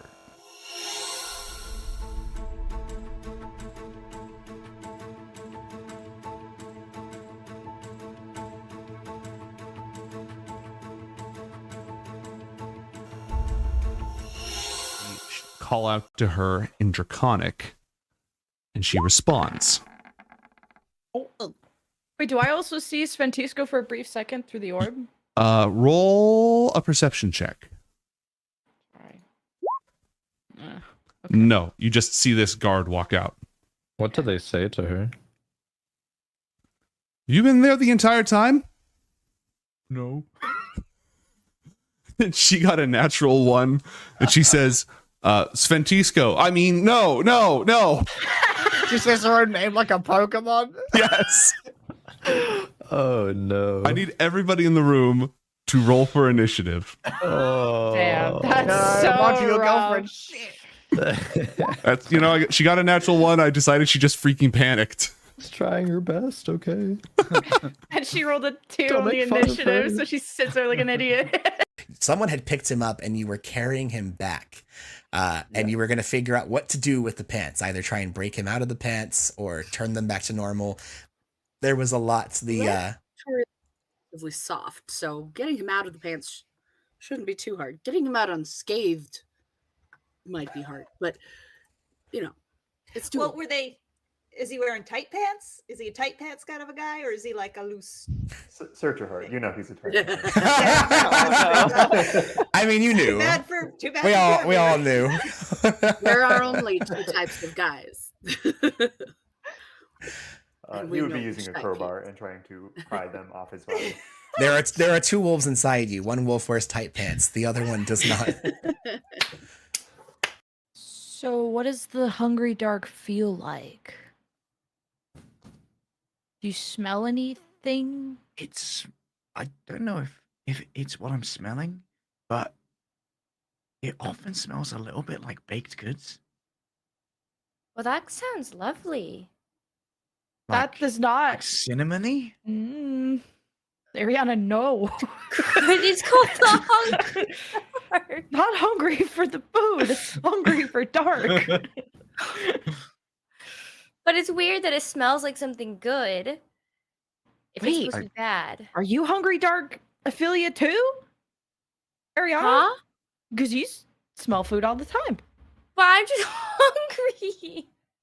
I don't think I'm dark.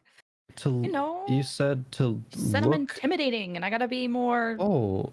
less of that.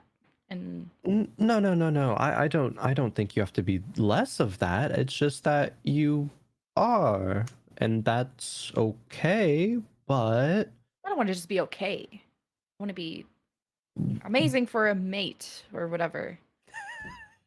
amazing for a mate. Yeah. Cut it out, you're trying to fuck.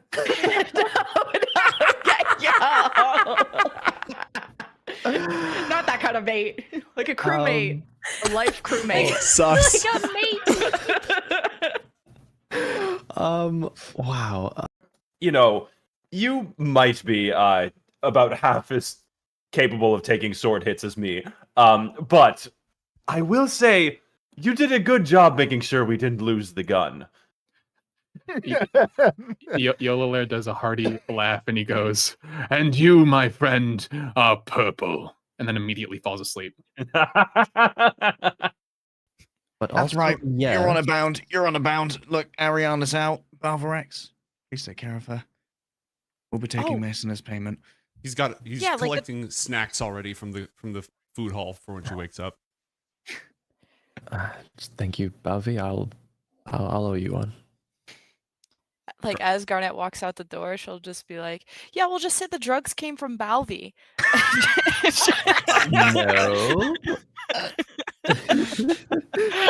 Basically going to stand up. No, Balvi, no. I'll make sure that doesn't happen. It's fine. We will not. No, won't happen. Won't happen. Garnet. Yes, it's just down the hall. Turns to Athor, just how it's You get fine. used to Never it. mind. It's fine.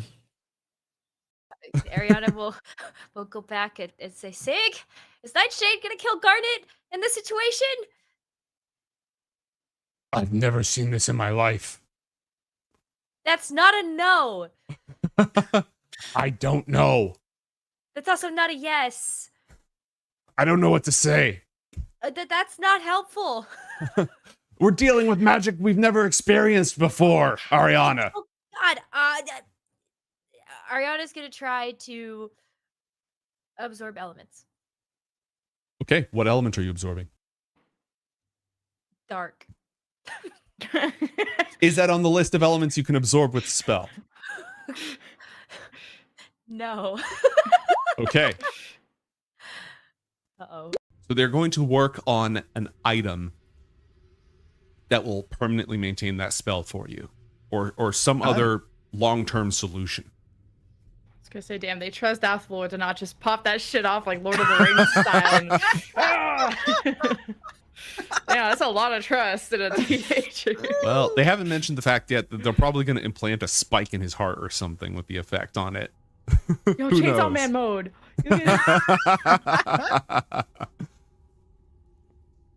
All right, so Pull the rope to get the uncle out. Actual chain, Uncle Man. You've seen the man from Uncle. But now the uncle from From the man. Good lord. Mechanical features of a barbarian, which basically means that once per day you can go into a rage, which increases your physical combat prowess. Once? Only one time? Mechanically speaking. Okay. Twice. No, it's twice per day. Twice per day, you can take your normal baseline rage and make it a actually mechanically useful rage. It increases your prowess in hand-to-hand combat, makes you resistant to damage. It doesn't make you better at shooting things. It makes you better at physically beating the crap out of people. It doesn't make me better at shooting things? Nope. Son of a Nope. bitch! I'm going into a rage! Jesus Christ. All right, so there's no monsters, and you have now entered a rage. You may do one more rage today. If you stop attacking or taking damage, your rage will end. I'm gonna jerk off! 4 seekers, and magic dampens sound in these quarters, quieting boisterous visitors and heavy snoring. And other things. I mean, and other we're all things. thinking it. Are we though? Are mean- we? These cheeks don't clap themselves. Just saying. Colonel, I've been feeling I'm trying to sneak right, around, baby. but I'm dummy thick. The clap of my ass cheeks keeps alerting the guards. All right, so do you guys just want to spend the night and then get breakfast and do this thing? Please, Yeah, God, let's go. yes. Yeah. Release me from this hell. Creatures of flesh, now you shall hear the words of the emissary of the Maelstrom. Are you the one who has polluted this holy place with the machines and their wretched city? No, but I just came back from destroying a machine city, and I think we want the same thing. I also hate pollution. Give me a persuasion check, please. +5 respect for 15. Eco Warrior faction. I'm Green Party, man. I'm Green Party. Please. Save the turtles, bro. Save the turtles. 18 seconds. Is that how long it'll take before those hellhounds come? I don't know, probably. They're very fast. Right.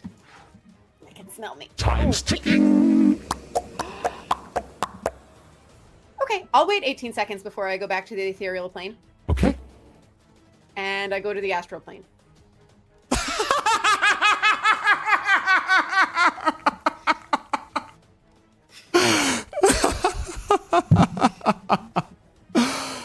Oh, man.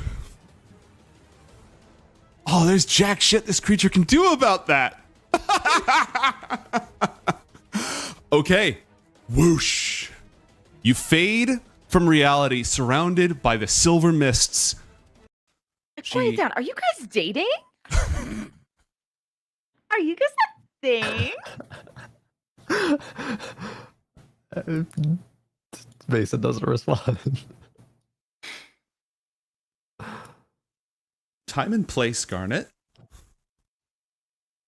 Wait, is Francisco saying that? Yes. I mean, a maze is quite a romantic date. Right? Mason, you saved her. Oh, see, like Mason's the one who did all the work. These are like his dogs, and he let us here, and he really was so worried. And we fought this big thing earlier, and Mason was just so cool. Oh my god, the vouch. Thank you for the Lambo. Roll to vouch. Persuasion or deception, your choice. Mason will try to say some of those things are true. You won't tell anyone about the whole infernal shit, and we won't tell everyone you do drugs?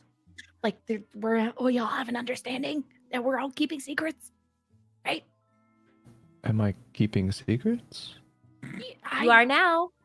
Snitches get stitches, or whatever. So Snitches then get why would Mordaid slipped into you their food. snitch then? Yeah, no snitching. No sharing. I wasn't thinking about snitching. Mason's never been extorted before. Okay, just checking. Just checking. Sounds fun though. I've never done Mordain, but after Ariana died, I haven't been interested. So, but I trust you. I didn't die. Oh, you kind of crossed over a little bit, but it's fine.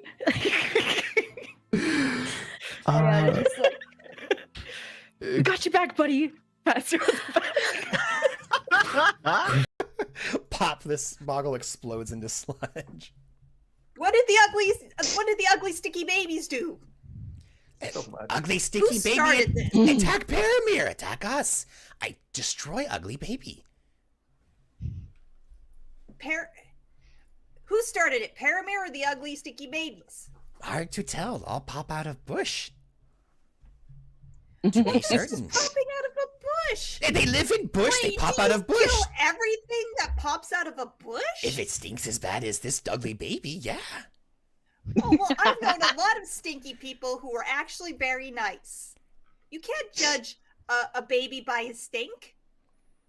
Lash looks at you, kind of confused, but also kind of in awe.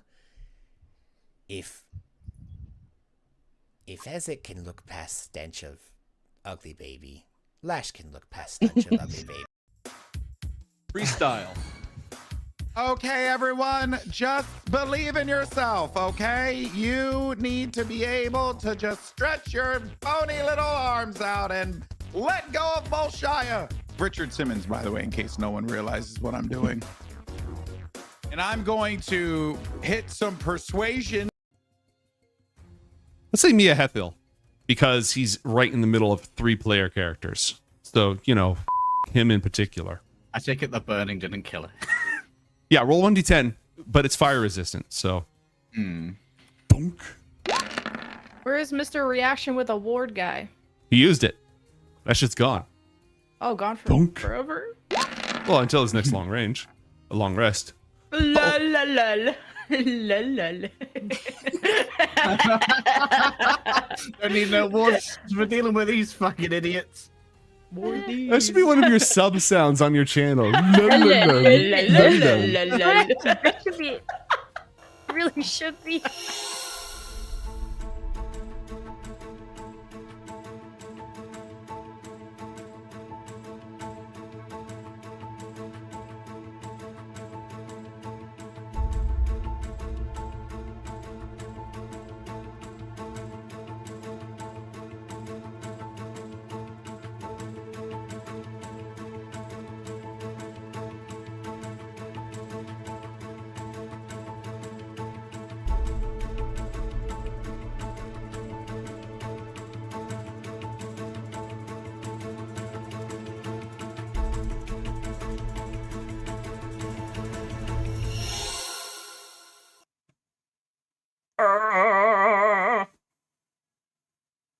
We're back.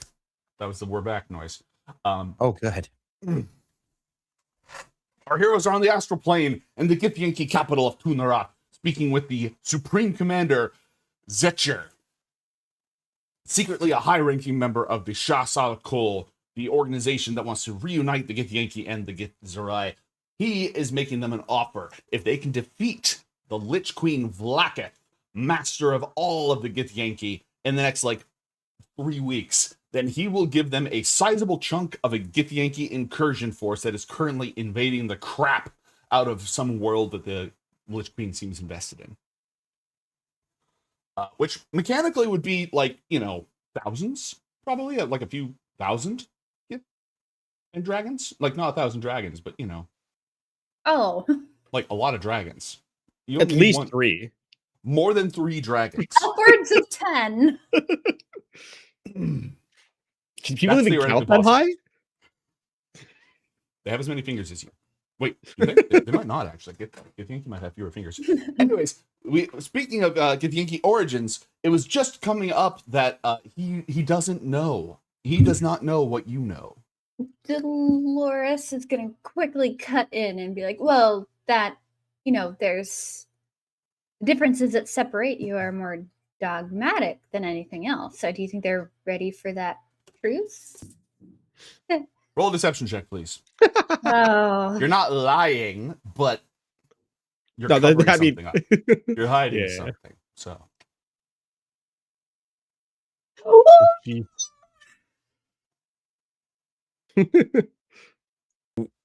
You wouldn't happen to have inspiration or anything, hey? I do have inspiration. would you like to roll again and only have a 5% chance of rolling another natural 1? Yes. Let's do that. Let's do that. Oh, Much better. Thank goodness. Much better. I've dedicated my life and risked losing everything that I have in the name of that very vision. Whether they're ready for it or not, I'm ready to lead them there. Besides, Balthominius is persuasive enough in his own way. I don't have the patience for nasal gazing that he does, but it seems to work amongst that side of our kin. Roll insight to see if he would be cool with that information. Sure, roll insight. Over the mental lake, he's promising way more than he can give. Nope. You are not I'm sure. going to keep that to myself. Are you including your 2 escorts in that? No. Okay. Yeah. He believes it wholeheartedly, but that does not make it a correct gamble for us. Yeah. I also don't know enough about this guy to figure out if, it's all bravado. Oh, can I do an insight check into his companion here to see if that guy thinks that he's just kind of if he thinks he's being truthful or overselling? Absolutely. Roll. Oh my god!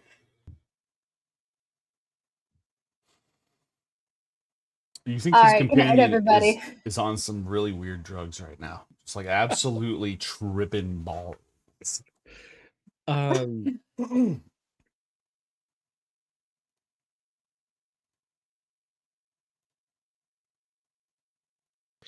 looking around here, it's just the seven, what is it, technically. 7 of us. Mm-hmm. Correct. What kind of room are we in? It is. Let me look at the description again, but it's sort of like a.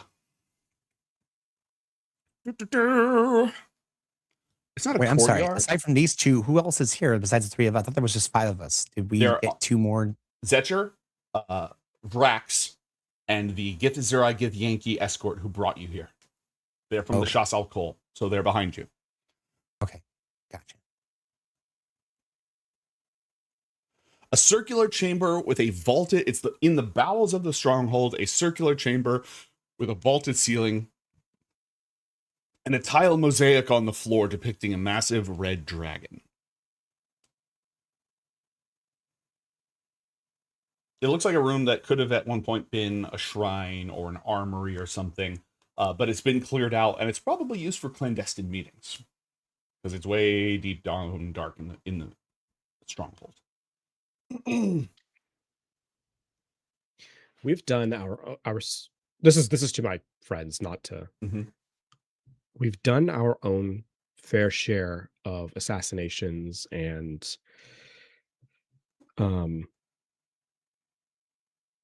let's call it destabilization actions.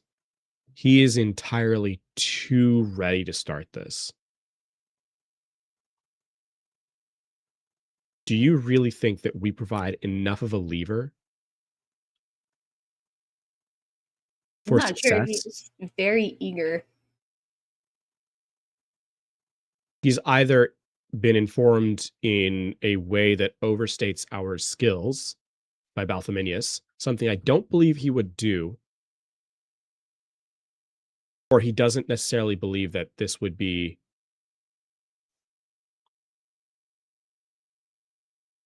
he's too eager for this power and too quick to promise untold resources to bring to bear.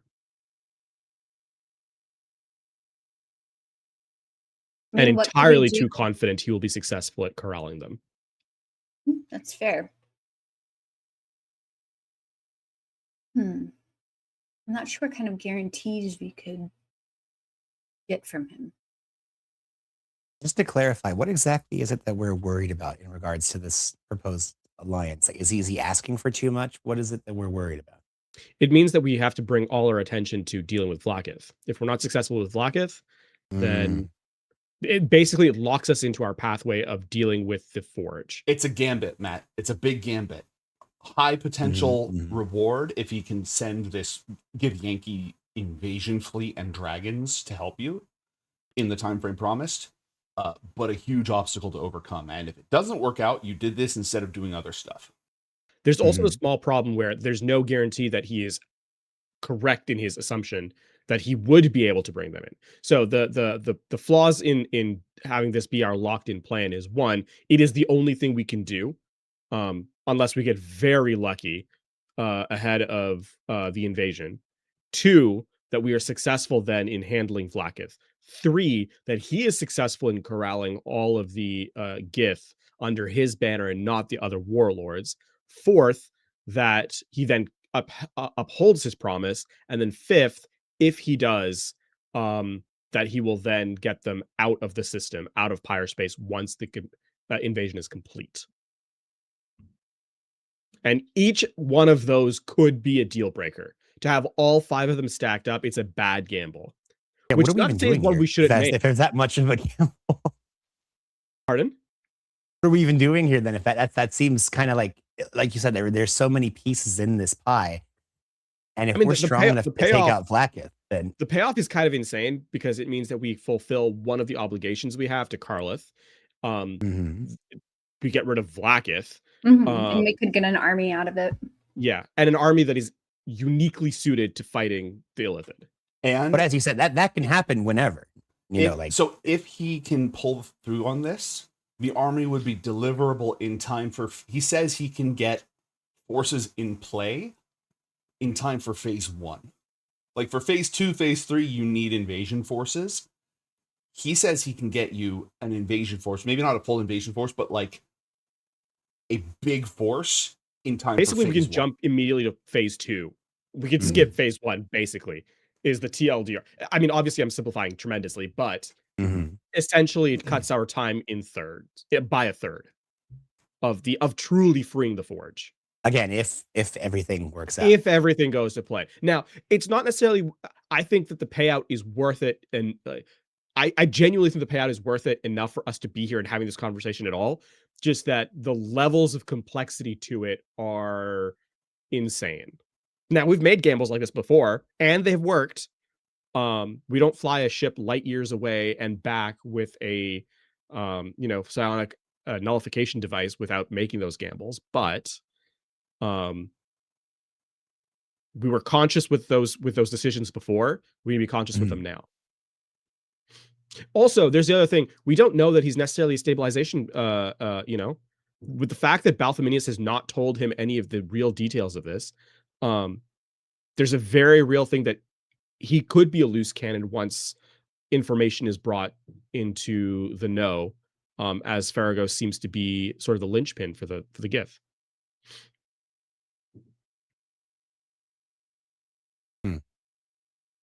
So add that as a sixth issue at the end. And is there a reason that we aren't just working directly with Balthominius instead of going through this other warlord? Zetcher is highly influential in the Shasal Kol. Balthominius recommended that you talk to him. Balthominius pre-committed, without anything else on your side, a Gith Zerai strike team to your operation. But he said that Zetcher can get you more. Okay. And what Zetcher wants is what Balthominius wants, so it's kind of in the same boat. But do we know if Balthominius is aligned with Zetcher? Are they on the same team? Yes, they're both members of the Shasal Ku. Okay. Balthominius told you to talk to Zetcher, basically set up the meeting for you. Okay. He hasn't gone into more philosophical detail, aside from the fact that they both want the Gith Zerai and the Gith Yankee reunited.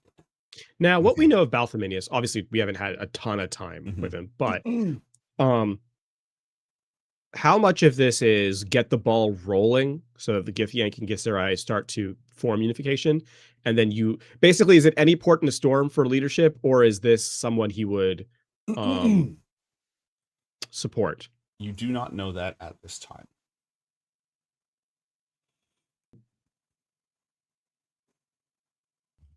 I mean, we're also playing very high level politics with a culture we don't know. The culture you've studied fairly well. Right. But you aren't intimately lifelong familiar with. Yeah. Which, to be fair, is not new. We do this all the time, but, you know. Yeah. Prime Directive what? Prime Directive. Direct. I mean, aside from the fact that he wants you guys to be successful, John doesn't have a horse in this defeat Vlaakith race. So do the both of you feel that this is going to be both a worthwhile and necessary course of action? Because like you said, we're basically foregoing direct action. We can do our whole, dream verse message thing. We can send our agents out. Yeah, but this would be like our main focus. Yeah. If this is what you guys want to do, then John's going to support that. It also basically removes any of my scientific advantage from the field, with the exception of probably the arcane cannon being rebuilt, because Gnosis and I already started the work on that. You also have 5 weeks. It depends how long does it take you to kill the undead monarch of an entire species. So who's also, had millennia to build defenses. Right. But she's also distracted right now. Does it take you a week? Does it take you 3 weeks? If you don't get it done within 3 weeks, then his proposition becomes much less useful. Because while he's confident, he seems confident he can bring all these forces to bear, but he can't do it in 2 days. Or I rather, think the amount he can bring to bear in 2 days is much less than he could do in 2 weeks. I guess the question is, regardless of how we view this ultimately, we do need to see the war plans and what is the engagement protocol looking like. We cannot make a decision based on empty information, and certainly on no information.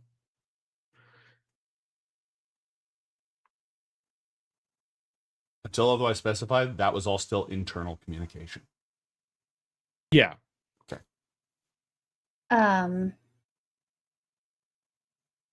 Yeah, I think it would depend on how long it takes us. Fairly distracted right now, and also we will have intel that we may not have otherwise. If we forego this plan, we may not have.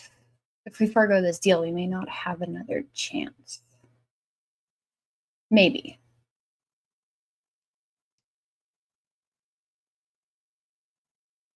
I'd like everyone to roll a dexterity saving throw. Who is this? All of you. Uh-oh. A what? A dexterity saving throw.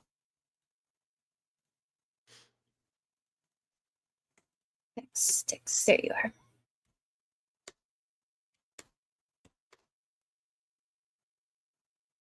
Okay. The ground jolts and pivots and shudders beneath you. The stone stronghold that you're in groans, and some cracks appear, small cracks appear in the walls. Everybody except Delaris and your Gith Zerai escort is immediately knocked on their ass by what anyone in California will recognize as a big earthquake. Ooh. I mean, there are cracks in a stone chamber, right? Yeah. They're not like Did anyone huge feel that? Check Twitter. Check Twitter. After, John's phone and my device just start buzzing. None of you take any damage, but you are absolutely knocked prone. It takes them all a moment to get back to their feet. Zetcher's looking around at everybody, just like a quick tactical assessment. A quick glance around the room. There are no other cracks, right? These cracks are new. Roll a perception check, please.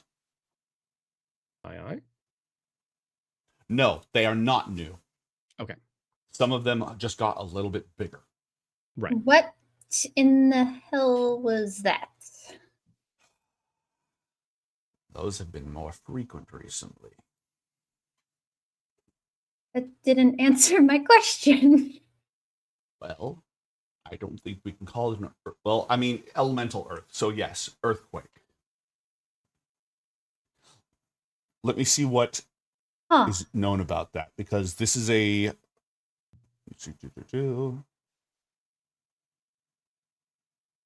I specifically haven't gotten up. I'm just taking this opportunity to just sit down, because why not?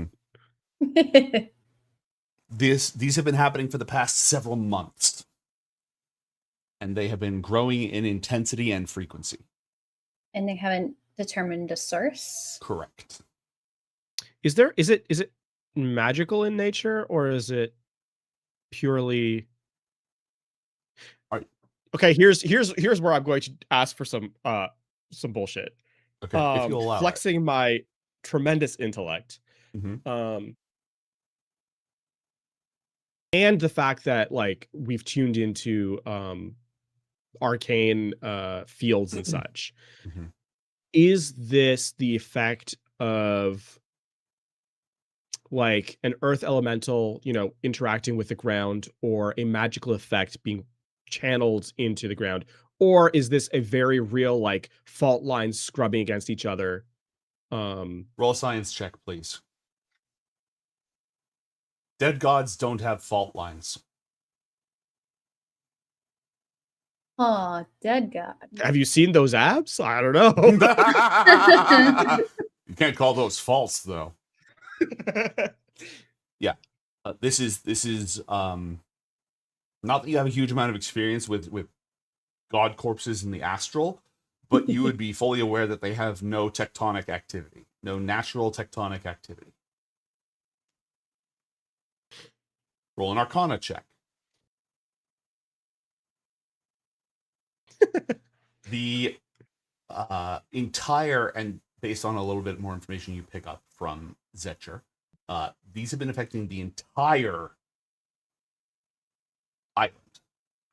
Oh, they are okay. not localized. They affect the entire, all of Tuneroth.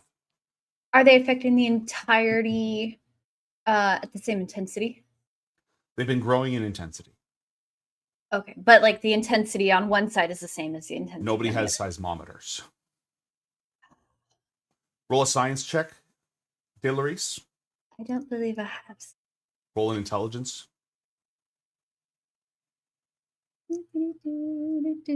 Oh my god, why can't I? There it is. Natural Ooh. 20. Okay. The Dungeon Master does not know this. Are earthquakes always strongest at the source? I would imagine so. And then uniformly weaker as they go out? Or are there any rebounding things where like different points would be affected differently based on... Oh, it's been a while since I took this class. I think it depends on the type of waveform. Mm-hmm. I believe there's S waveforms and something else. And one of them, I think it can get stronger away from the epicenter, but it's been a long time, so don't quote me on that. Okay, on a natural 20, without seismographers, without seismometers and other scientific information, it is hard to say. But you would say that it is likely it has an epicenter. However, the island is small enough that getting a anecdotal difference is very difficult. Okay. Just a general basic Google search has told us that the epicenter of an earthquake, where it's directly above where the shifting is happening, is usually the most destructive and whatnot. And there are other factors depending on how far away it is. It generally does diminish, but that really it depends on depending on where you're at, like soil conditions, depth of the quake, the building construction that can cause further damage based off of that. But yeah, generally closer is worse. Without looking into any specifics like S waves and stuff like that. Yeah, thank you. Okay. Then I would say that you think the epicenter, with natural 20, the epicenter is likely near the very center of the island, radiating outwards. Oh, so it's likely coming from the dead god. Like where the heart would normally be. Yes. Yeah. Yes. Oh. Right. Why are we trying to resuscitate a dead god, Who is, though? No one's trying to resuscitate a dead god. Or at least, if someone is trying to resuscitate a dead god, Zetcher doesn't know anything about that. And John, I'm going to allow you to have made that inference you just made because of your intelligence and also your breadth of experience. You can also say that any significant change in the state of this dead god, whether that be resuscitation or something else, would be cataclysmic for the inhabitants of Tuneroth. There's virtually no big change of this magnitude. Like, if this has to do with the heart of the dead god, anything except this stopping is probably a cataclysm. Yeah. So here's something. Now, obviously, the resuscitation comment was more tongue in cheek than anything. I mean, it's a possibility. Right. It would always be. The body, does it have specific mineral changes depending on where in the location of the body is? I don't believe so. Okay. I'm gonna have to check the some online wikis for that, but I don't believe so.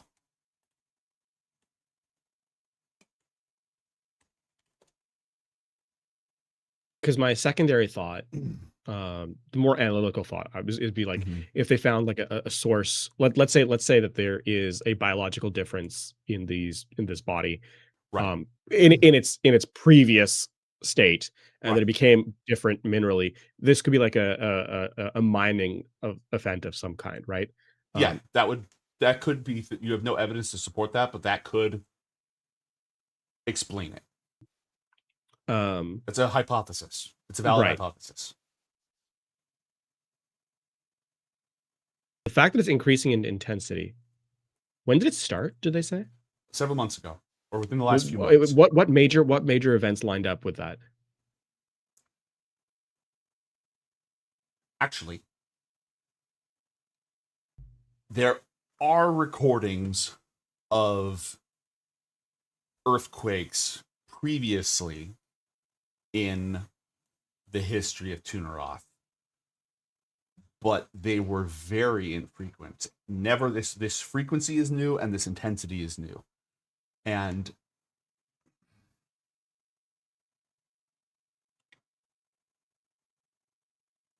Faragos. The Faragos invasion.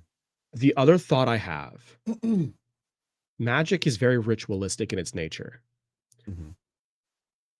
If you were to keep something magically charged and isolated, you would do so in a place of intent, the heart, the mind, places like that. It could be the inverse. What if it's not someone trying to get in? What if it's an escape of some kind? An artifact trying to break out? If that artifact was in a place that had an epicenter, energetic, arcane, or otherwise, then it could radiate out, and that is also a valid hypothesis. But it is linked to Faragos. The timeline is linked to Faragos. It's not like one-to-one, but Right. operations on Faragos have intensified as the Earth, there's a correlation, if not a causation. And the invasion of Faragos, it's not just like something that happened on a dime, like it's been working up towards, but the intensity of operations and the full-scale incursion tracks somewhat well with it.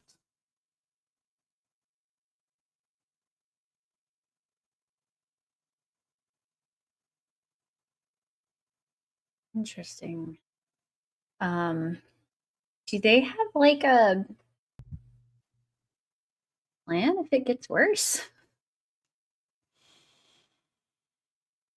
So I don't imagine their infrastructure is built for this. It depends on who you mean by they. Zetcher, because a lot of the things they would use to stage a full-scale evacuation of any kind are assets that are deployed to Faragos right now. There has been no official from the top down, like from Blackith and her inner circle down, acknowledgement that this is happening, and therefore no official contingency plan. And anybody talking about evacuating the island would be considered a traitor. Now, Zetcher is one of his possible plans involves evacuating his key personnel and stuff like that. Like, it's not that he hasn't thought about this, but officially this isn't happening. Okay. John, do you Not have like any way to ignore get- it, but just like go ahead. Do you have any way to get insight into what's causing the disturbance? As in the earthquakes? Yeah. I mean, one can accomplish many things with magic. It would just take time and the proper application. So at this time, nothing exactly springs to mind, but there are plenty of resources that John could try to bring to bear to ascertain what's happening. Diddleries, what are your highest level divination spells? I forget if you have any, if you took any divination spells.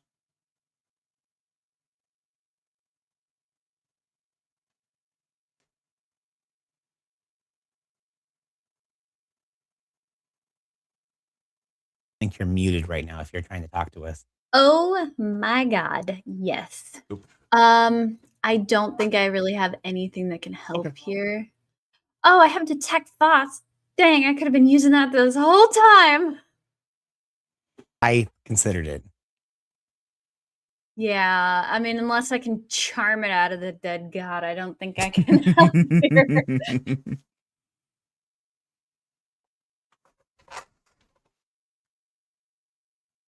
Ooh. Okay. I Yes. actually do have something. So mate, Yeah. there's a list I have a big list of spells that I'm like Okay. going over because but slowly but surely adding spells to John's spell book since, you know, obviously we've been playing and then since we got the level up. There is a bunch of spells that are like, you know, not official spells that I wanted to check with you on. Okay. This is one of them that I was considering for John because it is a techno mage spell and it's very much in line with John's thing. Mhm. It would be a 5th level divination spell. That you know can be cast as a ritual. It's commune with city. You briefly become one with the city and gain the knowledge of the surrounding area. Above ground, the spell gives you knowledge of the area within 1 mile of you. In the sewers and any underground settings, you gain knowledge of the area within 600 feet of you. So the lower you would go, the closer you could get to whatever it is. You instantly gain knowledge of up to 3 facts of your choice about one of the following subjects as they relate to area: terrain and bodies of water, prevalent buildings, plants, animals, or intelligent creatures, powerful creatures, celestial phase, fiend, undead, and all of that, influences from other planes of existence, electrical currents, wireless signals, and active transit lines and tracks. For example, you can determine the location of a powerful undead, the locations of magical sources of electric power, interference, or the location of any nearby parks. That's So you fantastic. basically become like kind of like one with the city for a little bit.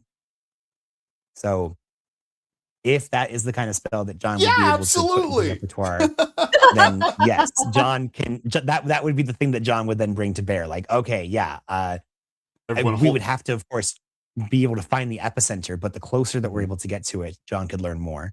You said 600 feet, right? Below ground, yes. Okay, so the But scale how on this- large is this? Yeah. The scale is accurate. So if you turn off snapping on your ruler tool, and you are currently in area 14, which is right here. So, you know, let me set this So to if we set a circle. Let's say that we said the epicenter, you know, was like here in the military district, you know. Is that where you were saying the heart was, or where were you saying the heart was? It's somewhere in the chest, and it's So, somewhere like, in the upper chest, not like the. So like kind of where closer to where we are, then somewhere around like here. Yeah. Okay, so and now I know that we're able to see how wide. How deep does this island go? I'm assuming like I'm not sure, but pretty deep.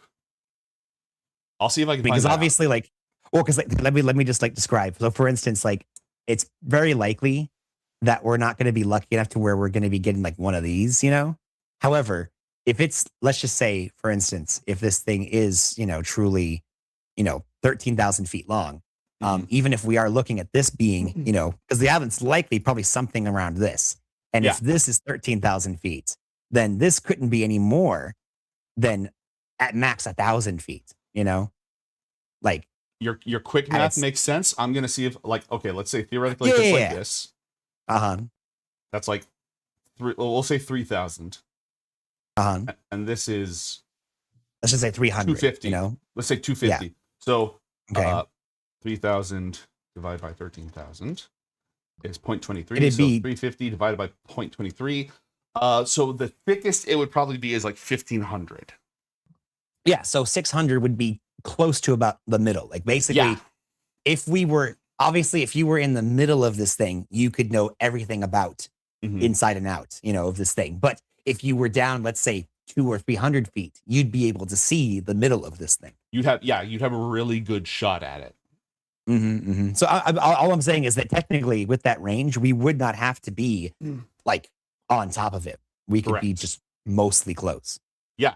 And this is in the bowels of his fortress, and his fortress is not up on one of these plateaus. It's down here. Well, that's perfect. How far down are we?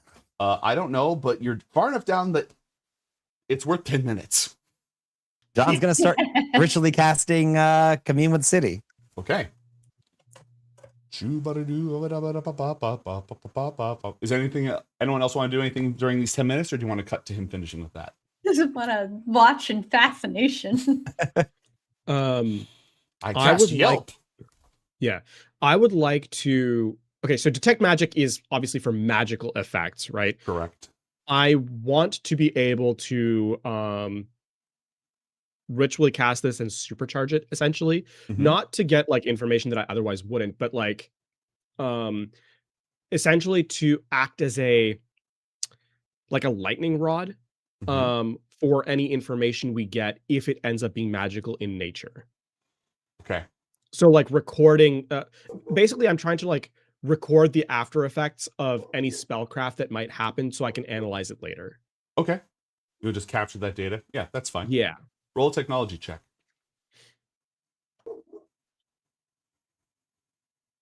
That is so bad. That's terrible. Josie, are you proficient in technology? I forget. I think so. I have the ability to roll if I remember. Then yeah, you're correctly. proficient, which means you can roll and assist, and therefore use the higher of the two rolls. Oh, cool. I don't know why my overlay's Yeah. messed up, but that was a natural 20. Everything's coming up, Dolores. I mean, listen, after your 2 natural ones, you get repaid with 2 natural 20s. That's fair. Okay. Dolores comes upon the brilliant idea that the machine you used to dissipate the psionic storm was already receptive or resonant with astral energy in general. And so those same principles here would allow you to greatly increase the sensitivity and accuracy of your equipment. Ooh. Because this screams insane contraption to me. Oh, yeah. Okay. All right. John, what 3 pieces of information do you want to get? John would like to know where this earth, where the epicenter of these earthquakes are corresponding from. Like as he becomes one with the city, John is going to suffuse his consciousness within it, and obviously, roll a Constitution saving throw. John's going to roll a Constitution saving throw. Obviously. I should have asked for a boop from Delores, but in this case, John is going to hit a deduction dice to help with this.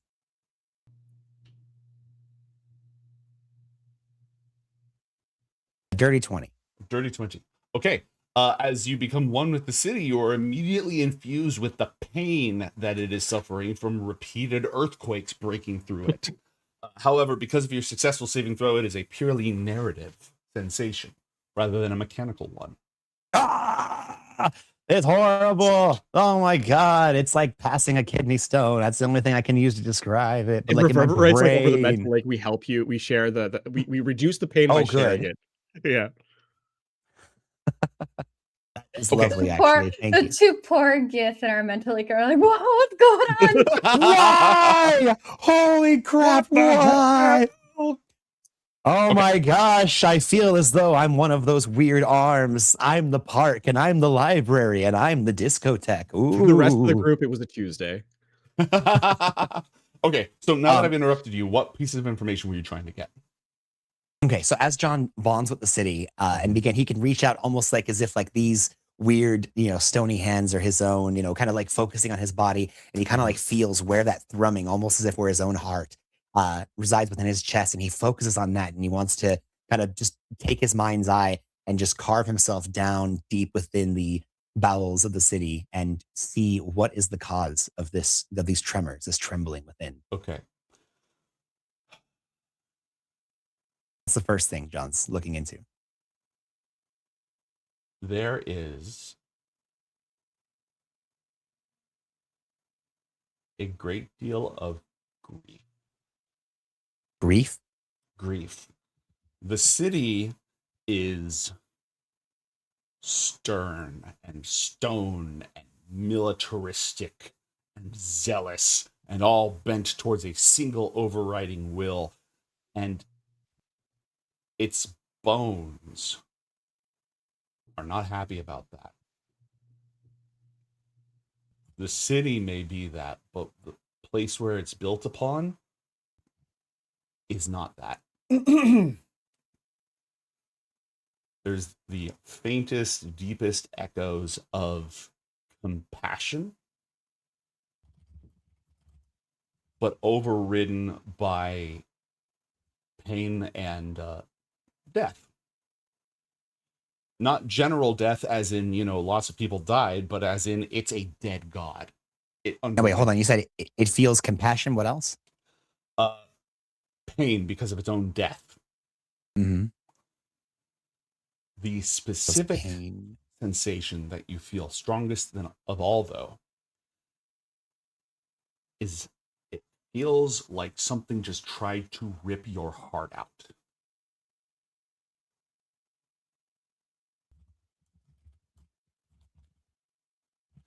And every time it tries that, it causes you a huge amount of agony. And every time that it tries, it pulls a little harder and it digs a little deeper. So it's getting worse. Cold, dead hand ripping into you, trying to pluck it from your chest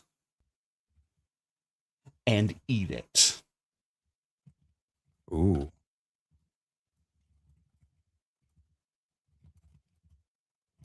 Is this Blackest fault? Okay, so that is what. Oh, and by the way, what is this compassion that the not the city, but the base that this city once was? What is that compassion directed towards? Towards the inhabitants of the city, or just in general? It is a being of compassion. Ancient echo. Not even a memory anymore. Okay. All right. The second thing, as John begins kind of feeling that, he wants to focus in on what is caught. What is this horrible, cold, gripping hand? What is the source of this pain that the entity is feeling? What is trying to rip away and eat at the heart of this place? Is it a physical thing? Is it a physical thing? Like, is there actually like a No. machine, an entity? No, it's not. Okay. It's spiritual. And it's spiritual. Okay. It is one terrible hand, but the bones of that hand keep changing. And the bones of that hand have their own voices, their own memories that are all mixed together and devoured.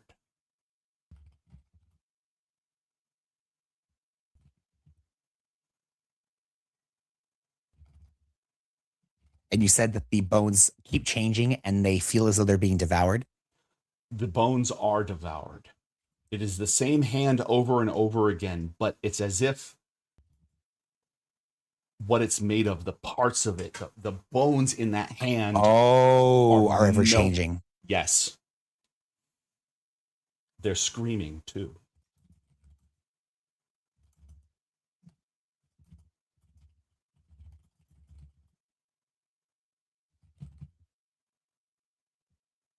Okay. And okay, so you wanted me to make a save or make a check? What was it you wanted me to do? No, I was gonna have you do an insight check, and then I changed my mind. Oh, okay. So as John begins focusing on this one terrible hand, of which is a spiritual, not physical thing, the bones within it are constantly screaming and ever changing. What is this? Is it like the guilt or the conscience of this dead god? Is it an actual malignant force? Like, are we talking like the ghost? Else. It is something else. It is it's not a part of the dead god at all. John is able to sense if there is a powerful celestial, fey, fiend, elemental, or undead. Is this entity pinging that? Are we talking like, is it an undead? Is it a... Yeah, it's a really powerful undead. And that's what the source of this hand is a really powerful undead? Okay.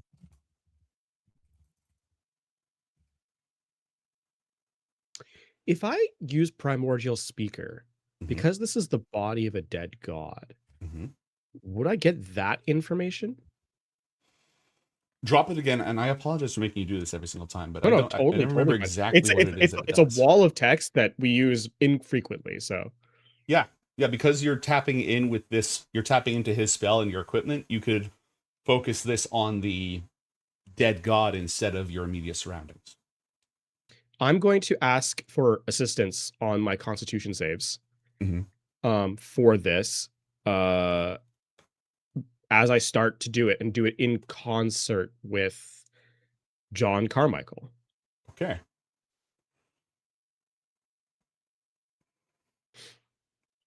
So I'm sorry, what? I was reading. You want to do what now? Basically, I'm tagging along with the information you're gaining and trying to find more information with my own. So you're trying to just like double down on the spell so you can look like 3 more things? Yeah. Nice. Though, Okay. I would like to mark a note to talk to Balthominius to see if I can upgrade this effect. If I can learn how to be as stable as him, so I don't have to make these Constitution saves, that would be very useful. How much time do you have, young Padawan?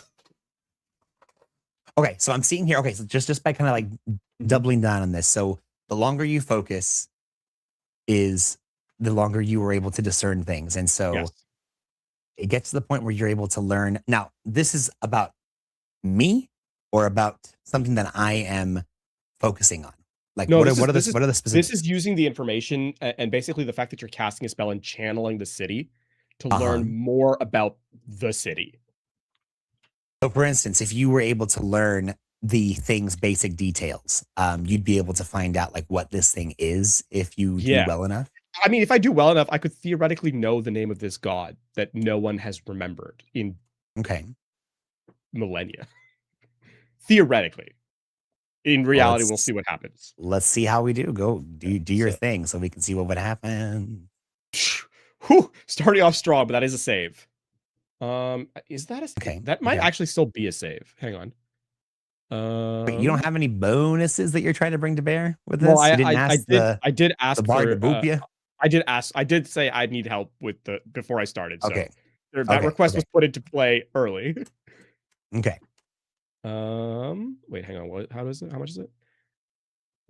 Constitution save is DC 5 plus 1 per previous check. So that is still a save. 8 is still a save. We're at 7 right now. Because the first one is 5. The second one is 6. So the third one is 7. Save.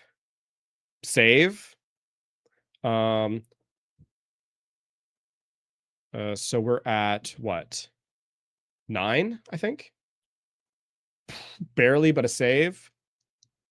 So we're at 1, 2, we're at 3 minutes. I think that's a failure, right? Yes. 5, 6, 7, 8, 9, 10. No, it's not. 11 is exactly what I needed. 11. So we're at my god. 12, that's a save. So that's a failure. Do I have your bardic inspiration? Yes. Okay. Well, hold on. Wait. Pause. Okay. Hold it. Yes. I'm not saying no, but you rolled a 5. Last you said 12, so you need a 13. That means you have to roll an 8 or better. Yeah.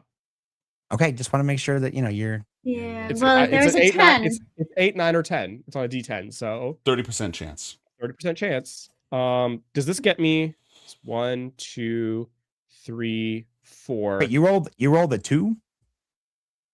Oh yeah. Is that what happened? Okay, hold on. Wait, don't do that yet.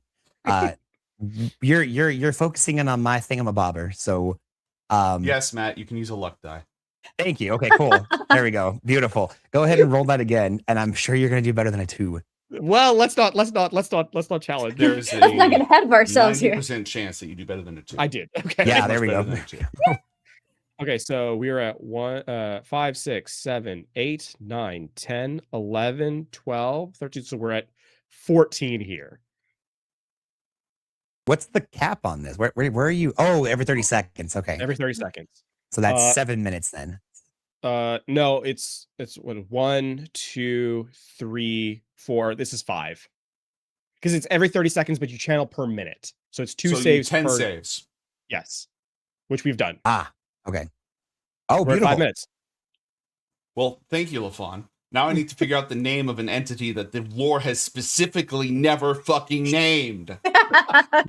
Mate, I had a question though. I did have a question, and this might help you. Maybe you already know what this thing is, but I've been doing a little bit of research in the back of the stuff here, and I know that they weren't big on gods, but it could be that everyone's assuming that this is a god. What if this thing was a spell weaver? Like it was not a spell. I see. We have the same Okay. article open. It was not a spell Gotcha. weaver because this was a good deity, and the spell weavers were Okay. assholes.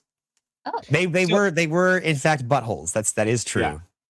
But I mean, like you know, they all have renegades. Everyone's got renegades. But yes, I totally get you. I'll say this. One, finally get to flex this one to its full capacity because this is the first time we've ever gotten the full range on it.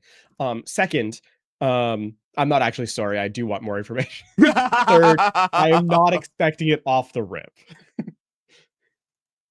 This is in concert trying to find out more, because the other thing too is like, based on the information we've got, do we get the sense that which of the theories that we posited earlier is most correct?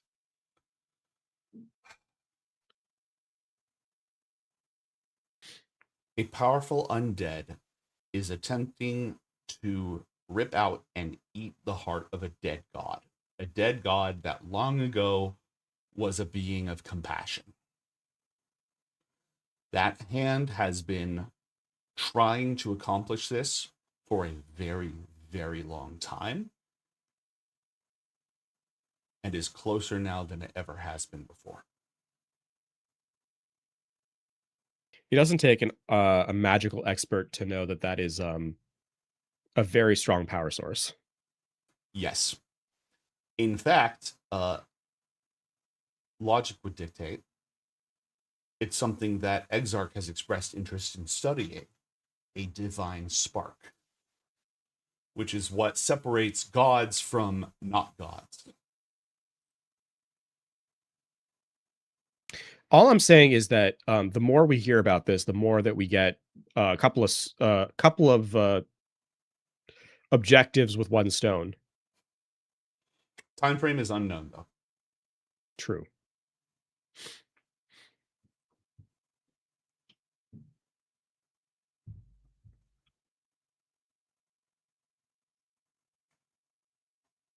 Is it possible that this god was once one of the gods that the Gith followed before they were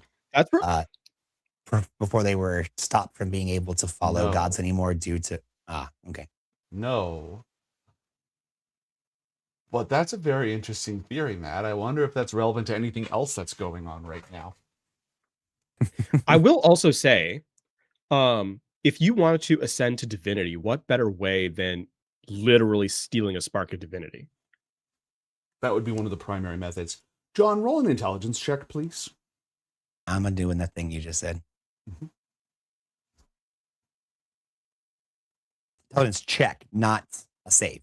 Correct, a check. Okay. If we're working in tandem, can I give advantage on this? 21. Yes. Or no, I'm actually just going to have Let's you see roll if your I- own roll because you're both very, very smart. There you go. We'll take the higher of the Yes. two. 20. Okay. I could throw the bardic boop on this though. You could throw the bardic This would boop on actually be a this. useful time to throw it here. Yes, it would. There you go. Oh, 29. Hey, there you go. Okay. Or a 30 if you threw it on me. Okay, so this I is mean, not I can throw it on both of you. I mean, This- listen. If I can slide my bardic inspiration over on the 9 to a John to get the 30, I would absolutely do that. between the two of you. Let's go over what you were just considering. John and all are aware of the fact that the Githyanki are not allowed to worship any deities. Vlaakith demands their obedience and their veneration. All of you also know that the Githyanki are descended from humans from Faragos. Vlaakith, many Githyanki, but especially Vlaakith, would have a vested interest in obliterating any cultural link to Faragos, if at all possible, in order to preserve her cultural control over the identity of the Githyanki. The military tactics being used on Faragos, I believe you already heard about this in some capacity. There is a feint going on There is a huge amount of deliberate resources being put against the cultures and civilizations of Faragos, while elite teams are being sent quietly on missions into the middle of the wasteland desert in Faragos. You had already determined that she's looking for something, not just conquering that world. She is looking for something. Something that specifically could throw, I mean, something that's worth her potentially throwing that information that we got Yes. out. And a pre-Gith deity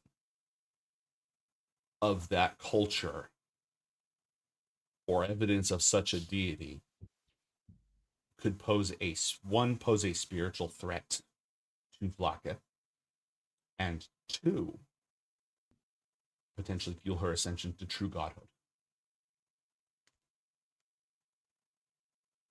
It is really Oh, fun no. when the player thoughts resonate with my character's intelligence thoughts. Mhm. That's always fun. That's why sometimes I'm like, you know what, roll, because you're very smart, and there's a chance you'd connect things. So, just to put it in like kind of plain terms, the idea that we're kind of jostling with here is that this is a long dead deity of the Faragos humans. Not this deity, not Tunaroth. Tunaroth is a separate deity of an unknown species. Cool. And an unknown pantheon. But John's thought that if this is a Githyanki, a pre-Gith Yankee like cultural deity, that would be really relevant to her, leads over to that's what she's looking for in Faragos. Right. Copy. This is still a very useful power source for her, though. Yes. She wants to be a god. It's no secret that she demands to be worshipped as a god. She wants to be a god. And Ascension is when, like, the whole reason Karlith sacrificed everyone on his island was because he knew that all Githyanki who reach a certain level get called back to be ascended, which is she just eats their souls. Right. On a purely mechanistic perspective, poisoning the well of deific power is always an avenue. Just poison it? Just, here, go ahead, knock yourself out. There's a virus in there. Question, mate. Yes. Just because, again, like we all do our own, research and stuff, and John is very much like, even when Matt is not doing stuff, John's like embroidered in the stuff. Yeah, he's a huge nerd. Yeah. So apparently, and this is just something that Matt has found in Mordenkainen's Tome of Foes. Might be where you're getting this. I'm not sure exactly. It's an older source, but go ahead. So rumors persist of an enormous dungeon that lies beyond the caves located at the bottom of the city of Taranat. A hidden fortress occupies a mighty demigod who claimed the one in the void at its home before the Githyanki occupied it. Coteries of red wizards from the land of Thay on Faerlin, accompanied by Githyanki knights, have ventured in this area in recent years. Supposedly, Thayans once emerged with a huge adamantine container that rumbled and shook to the beat of a monstrous heart. Does that ring any bells for John about something that could be like connected to this? If that is a persistent thing? There is a shot he's heard of that with a history check, but even if that is true, you just made contact with this god's heart, and it is still here. Okay. As a spiritual essence, not as a physical object. Yeah. Okay. So basically, it wouldn't be that this is something that they've captured, and then now they're like trying to like break open or whatever. It is a battle of spiritual wills, not a physical thing there at is all. still something Okay. spiritually here that Vlakith is trying to Regardless of that. Okay. It has been here for a long time. Roll an Arcana check, please, John. Okay, so we are confirming that the undead thing is Vlakith then. Roll an Arcana check, John, and roll an Arcana check. Anyone who wants to roll an Arcana check, roll an Arcana check. Let's all roll Arcana checks. 17. 18. Don't let the average numbers fool you. These are bad rolls. John, do you want to use your talisman of fuck 17, 18. Oh yeah, I want to use a talisman. Yeah, for sure. I These are have not a plus- average. 17s and 18s are good. I have a +10. It's a 7 on the die. I'm That's just not saying, like, good. but a 17 is not bad though. No, that's what I said. Don't let the numbers fool you. These are not good rolls. These are disappointing. It is disappointing. It is disappointing. Okay. Anyways, based on what you've where's been my- detecting here, and I'll. John got a dirty 20. Okay, so if she's been attempting this for a very long time, which according to your data she has been, something like this would require a huge amount of power for her to do. Even the failed, and it's not like these have been failed attempts. Like, yeah, they've been failed attempts, but also it's been attempt after attempt after attempt after attempt has been. It's like knocking down a loosening it. door. Yeah. Yeah. Each of those attempts must consume a huge amount of power on Vlaakith's part.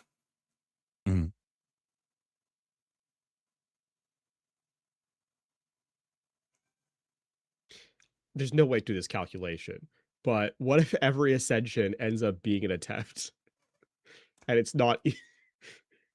Roll a science check. No, the math doesn't work out. One attempt would equal many ascensions. It would be very funny though if she doesn't believe that ascension is possible through this like soul eating method, and is just using that as a power source for other things, and be like, I'm just gonna find divinity and then eat that. The math supports that, Lafon. Sorry, I was not clear earlier. It wasn't like a 1-to-1, but like as in she's not using ascension as a power source for deification. It is more of a. Based on how much energy it would take to try to eat this divine spark, she would need a sustained source of power, like eating the souls of her most powerful followers for hundreds of years. While this may not be all she's been spending that on, this is a significant portion of that expense. Like, that virus option looking mighty nice. Like, she is using those souls to try to achieve godhood, but it's not directly. She's using them as fuel for her machine, not machine, but yeah. God, where have we heard that before? Lots of villain plans.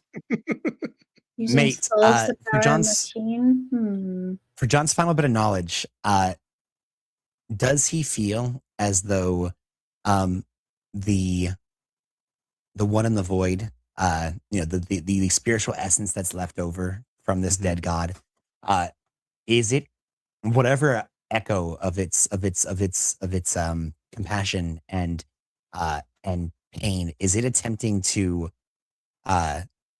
delay or resist what's happening with Vlaakith, or is it just like this is just a fundamentally difficult thing that Vlaakith is attempting to do, and the echoes of this being have no say in what's happening? Or is there an active amount of like resistance that is slowly been wearing away over millennia? There is no active will. There's only the remnants of will, and the remnants of that will would be directly opposed to what she's trying to do, but not consciously. Okay, so this is less like I'm fighting back opposed to pose. It's more like this is a DC 50, 60, 100 check that like you are attempting to like. Right. The numbers don't support it, but with enough hacks, you can get there. Exactly. She's doing what y'all do with your, bullshit apparatus that you With the built. bullshit, yeah. And because it's a good divine spark and she is a bad person doing bad things, that makes it harder for her to eat it. But it's not fighting back any more than an immune system would fight back. Yeah. Okay, there we go. That's good to know. Okay, it's oil and water being forced to mix. Yeah. It's she's making an emulsion with souls. Yeah. Soul Emotion is my new band name. I feel like, in a way, kind of like how Yasmin was just about talking about. Like, I think I'll be very useful, not in the field. I think John is now discovering that as well. I think we have an idea of how we're going to go about kind of unraveling this, and John is going to be spending a crap ton of his time communing with the city, and he would like to also get in contact with Tiamat. With what? I think that Ooh. Tiamat. Oh. John is an agent of Tiamat. John is attempting to free Tiamat from her imprisonment, and Tiamat made a deal ages past with Gith, the original leader of the Githyanki, before they were betrayed by Vlaakith the First. And we probably don't know the secret lore about Gith's son, but there's a lot of shit that's gone down, since then. And John might be able to figure some shit out if he connects with his patron and is able to try to schmooze this of like, hey, I know that ages past you've made a deal with this thing, and I'm trying to help get you out. And they're almost going to attain godhood by dealing with this. On the mind link to John and De La Reese, we've been playing cards with the Gith, meaning the two in front of us, the Shas-al-Kul leadership, the warlords. I think it's time we stop and just throw down and let the information go for what it is. I mean, it doesn't hurt us sharing this. I mean, I guess you could say it gives us some leverage that we're losing, but I feel like we're trying to meet them part way. And if we seriously do want to, take out Vlaakith, which it sounds like we do, yeah, I mean, we don't need to necessarily make this, okay, fine, we'll help you and then you help us. It could be like, look, you want this done, right? You help us make this happen and we all get what we want. So yeah, I think that's a perfectly reasonable. Honestly, after kind of figuring out what Vlaakith is trying to do with obtaining godhood, how potentially close it is, and also finding out John's thing with Tiamat and Tiamat's thing against Vlaakith, I'm kind of like, Illithid who?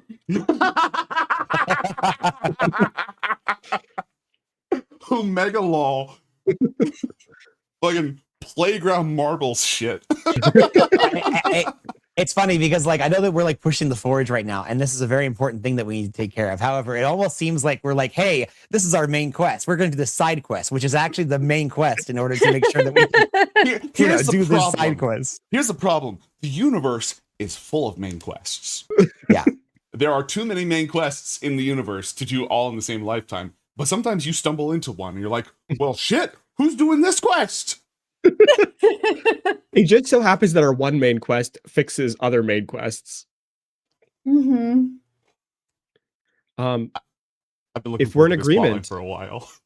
Yeah. By the way, mate, not for nothing, but you did make a point of saying that this is a good aligned deity. Yes. That it is more difficult to ascend to godhood if you are an evil aligned entity, taking over this. But if a good aligned entity did a very similar process in trying to take over this thing to attain godhood, to prevent Vlaakith from attaining godhood in that way, that could also be an avenue of preventing your Vlaakith's hypothesis ascension. is not invalid. I'm not giving any more information without additional skill checks and investigation, but your hypothesis is magic scientifically sound. I think for the purpose of not taking up, I know we're about to be done for the day, but in the purpose of not taking up too much of our hey, let's just keep talking. I feel like we should be preparing to give you our list of demands and you tell us what you need us to do to make it happen. Go for it. Just a quick aside. I like the idea that we're so John and I are casting spells for 10 minutes and then this over the speed of thought, hyper intelligent people's speed of thought. We're just sitting there in front of the two warlords of or the warlord of the Shas-al-Kul, and they're like, huh? I guess, well, you guys are casting. I think Dolores is definitely going to be chatting them up and vamping. Yeah. Don't worry, they do this often. Yeah, don't mind them. Also, can I just make a little bit of a note to help with the vamping and the feeling of this? I didn't clarify that as John was casting this spell, be communing with the city. His ritual casting for this is him grabbing a leak and going yup for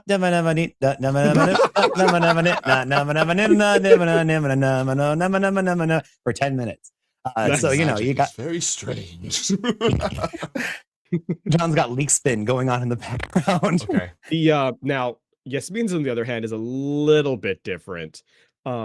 Sitting cross-legged with the we're looking at really crazy death power metal versus really peppy pop, let's do this.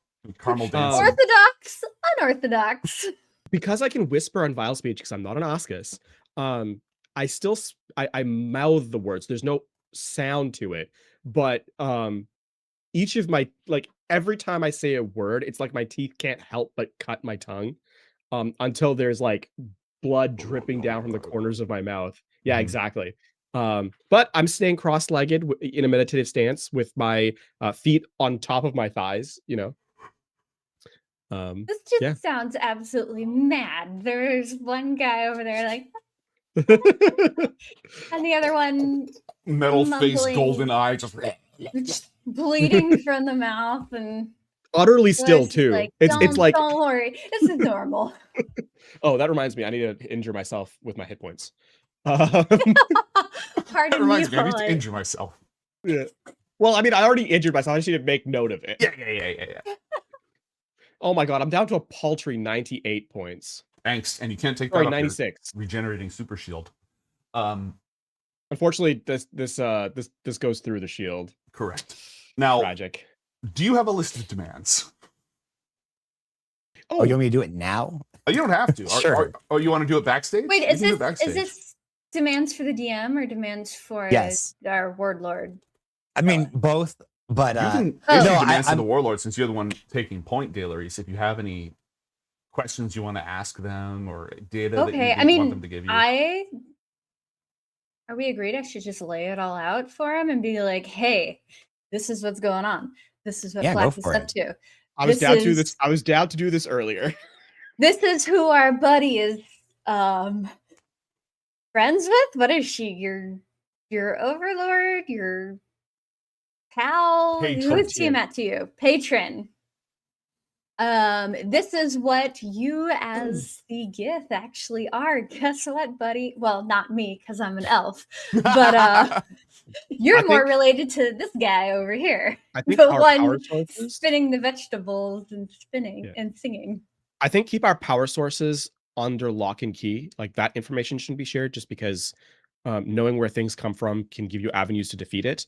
But the rest of it, I'm okay with sharing. Wait, power sources in terms of Meaning the fact that Tiamat is a patron of, or Oh. Tiamat is Matt's, or John's patron is possibly less useful. Okay, I'll leave that part out. But everything else, I'm gonna be like, I'm gonna lay it out and just Okay.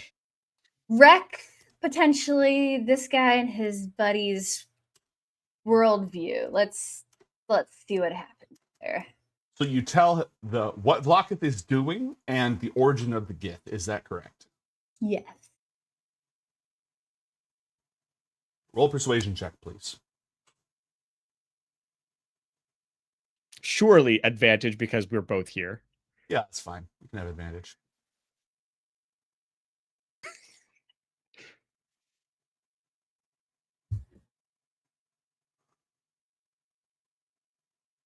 It's a lot of information, and it's heavy information.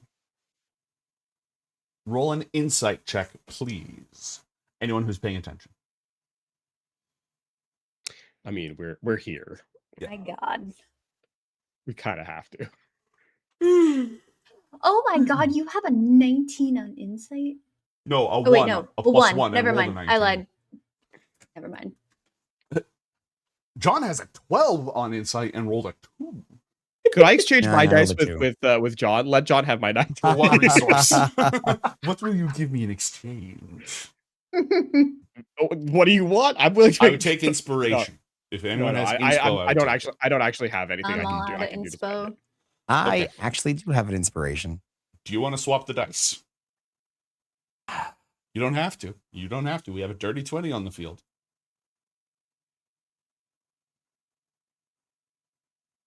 No, Okay, we're holding it. I'm okay with the dirty 20. All right. After Galerius explains all this, Vrax speaks for the first time.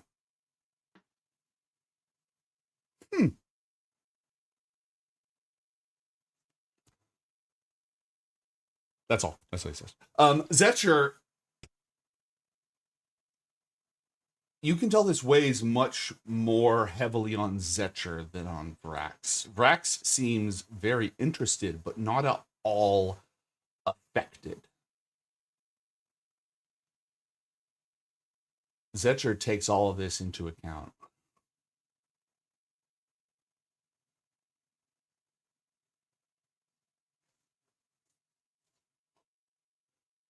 And sits down.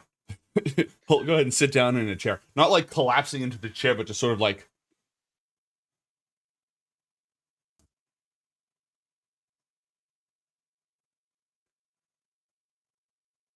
So Faragos.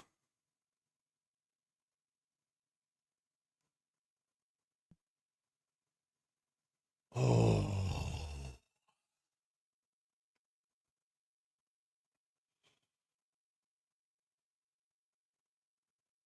I don't know if you've ruined me or given me the keys to our shackles. Or both. ¿Por qué no los dos?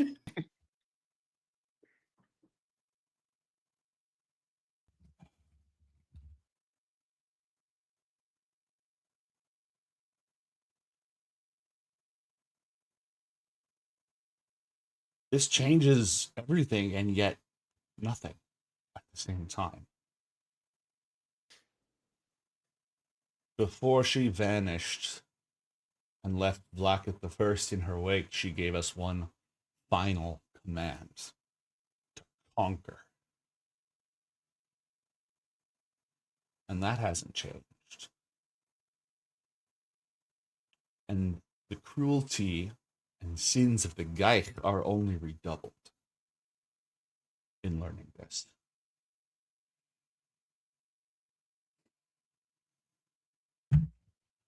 Your qualifications were not exaggerated.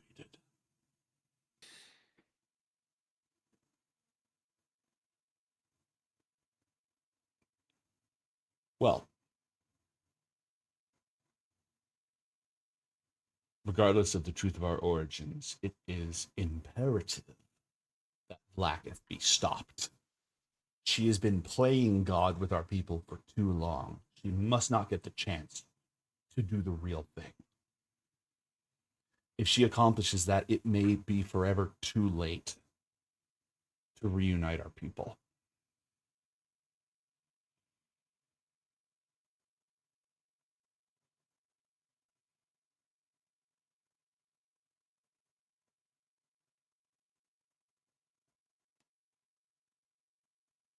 I will do whatever is necessary to prevent this from happening.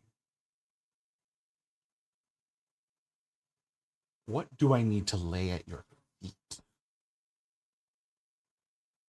for you to rid us of her, to destroy her, rend her to ashes, and cast her phylactery into the darkest void from which there can be no return? This is a very different proposition than when we came in before, correct? It's a little more just like, hey, take her out, and that will allow me to redirect all these people. This is like, I really need her to not be a god. Like, it is very important that she not be a god. Everything has changed, and yet nothing has changed. Yeah, exactly. No, but sorry. Not his promise, but his request has become more. What do you want? What do you need? What will it take? Not if X, then Y. It's like,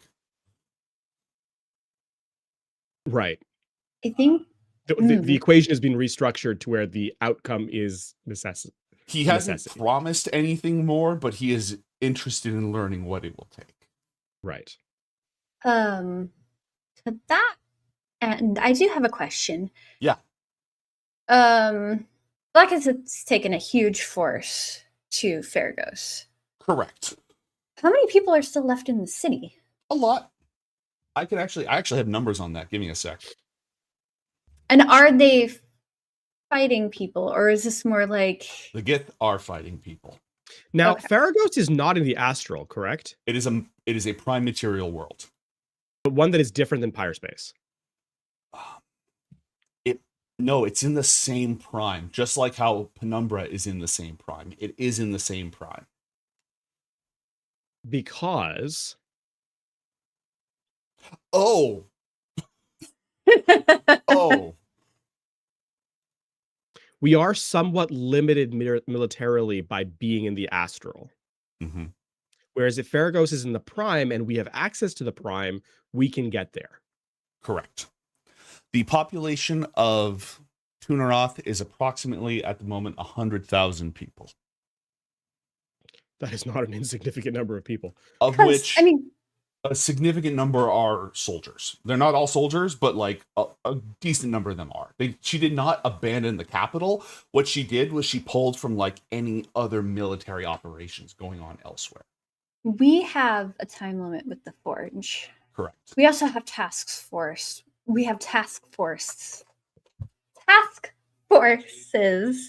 who are working on solving that problem. Correct. We don't necessarily have to split between both. If this warlord can rally the people of Tunaroth and send them to the Forge with the other forces we have, we may be able to take on both fronts. We can do that while also maybe doing a little espionage on Faragos to try to turn some of those armies that she sent there on her. Tunaroth is under Vlaakith's control. Mm-hmm. Any kind of large scale mobilization of Tunaroth would be vehemently opposed both by their own cultural programming and by the fucking Lich Queen who's there. That's not a no-go. It's just like they're not going to just say, "Hey, Toodles." Yeah, Vlaakith. it would probably take more than 5 weeks to. What's his name? The warlord? Zetcher. Zetcher. How many people do you have under your control that you can deliver immediately?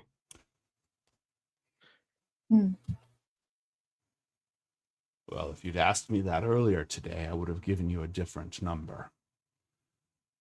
I am in command of 10 Kithrak. I think he has about 1,000. Because our timeline is thusly, right?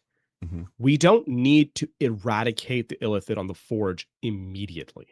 Mm-hmm. We simply need to extend our timeline. Having that many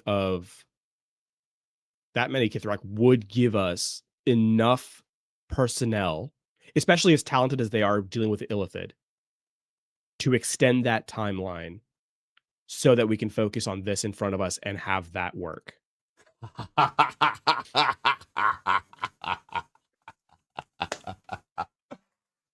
Listen, we're thinking on the scale of invasion forces. We don't need to be thinking on timelines of foot soldiers and battlefields. No, you've already given me exactly what I need to slip out from under her watch.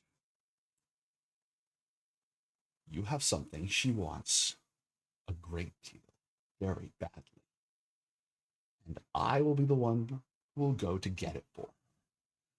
And if that happens to take me to a planet full of Geich as a small delay in bringing her the blasphemer Carla, so be it. Oh. She knows that storm has broken, and her inquisitors are already hunting for him. She knows he is in your system, somewhere in one of your worlds. She might even know the specific planet. Karloth is Karloth on Perianth. on Perianth? Yeah, he's been fairly well protected with like non-detection and stuff like that. The problem with non-detection is if you know vaguely where it is, you can find out where. Yes. If you know where someone vaguely is, you can find out based on where they aren't where they are. Now the good news is Perianth has enough sensitive areas that are non-detected that it's not obvious, but like she has been aware of this is going on. Your divination detector has gone off a few times. She is hunting for him. Yeah.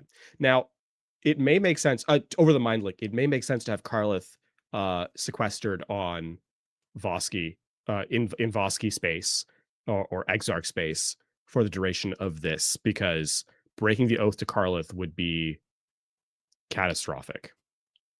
Yeah.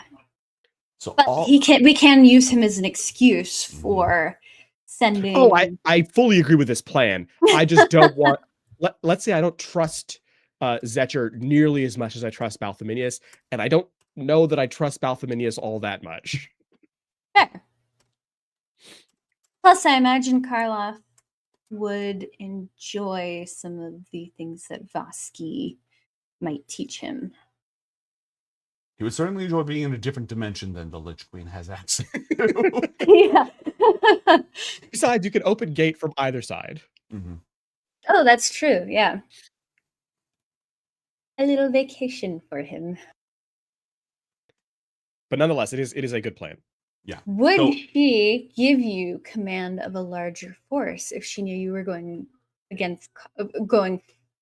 for Karloff and knowing that there is an entire planet of Illithid?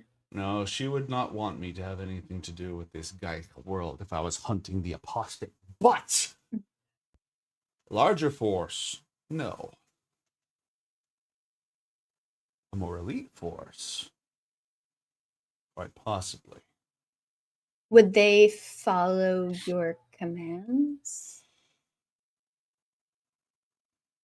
Would you be able to ensure their loyalty? Of course.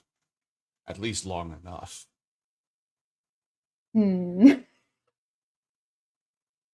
I will say 10 Githyanki Knights astride dragons. Roll an insight check, everybody, please. Much more Lafon numbers. Yeah. In my defense, I just cut my mouth up, fair deal. Channeling. Okay. There's that 19. Yeah, you cut your mouth, you have no idea. He hesitates and his eyes sort of flicker around the room when he says the word dragons. John, he involuntarily looked over at Vrax for a second. Okay. We'll go a lot further than 100, 500 rank and file warriors. We have some experience hunting down Illithid ships. Their control helms don't respond well to dragon fire. I can't imagine much does.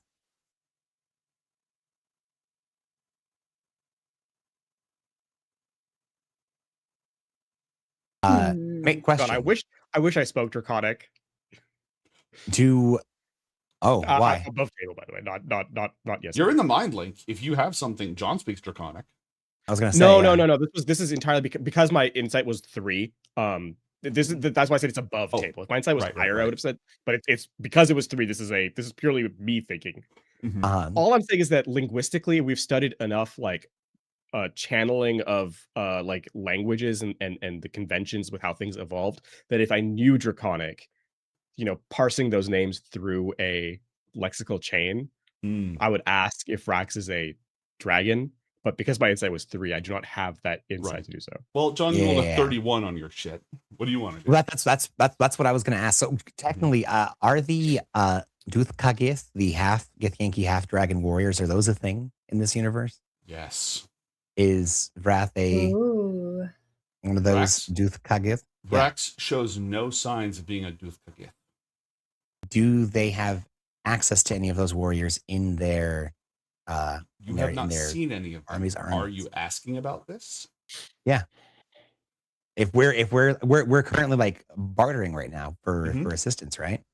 Yeah. So I mean, if they themselves have said that Dragonfire and dragons are are one of the most impressive things to use against the Illithid. The Duth So why are loyal to Vlaakith and Vlaakith alone. And Okay, if she so that gets is- her way and if she accomplishes her apotheosis, I see a future where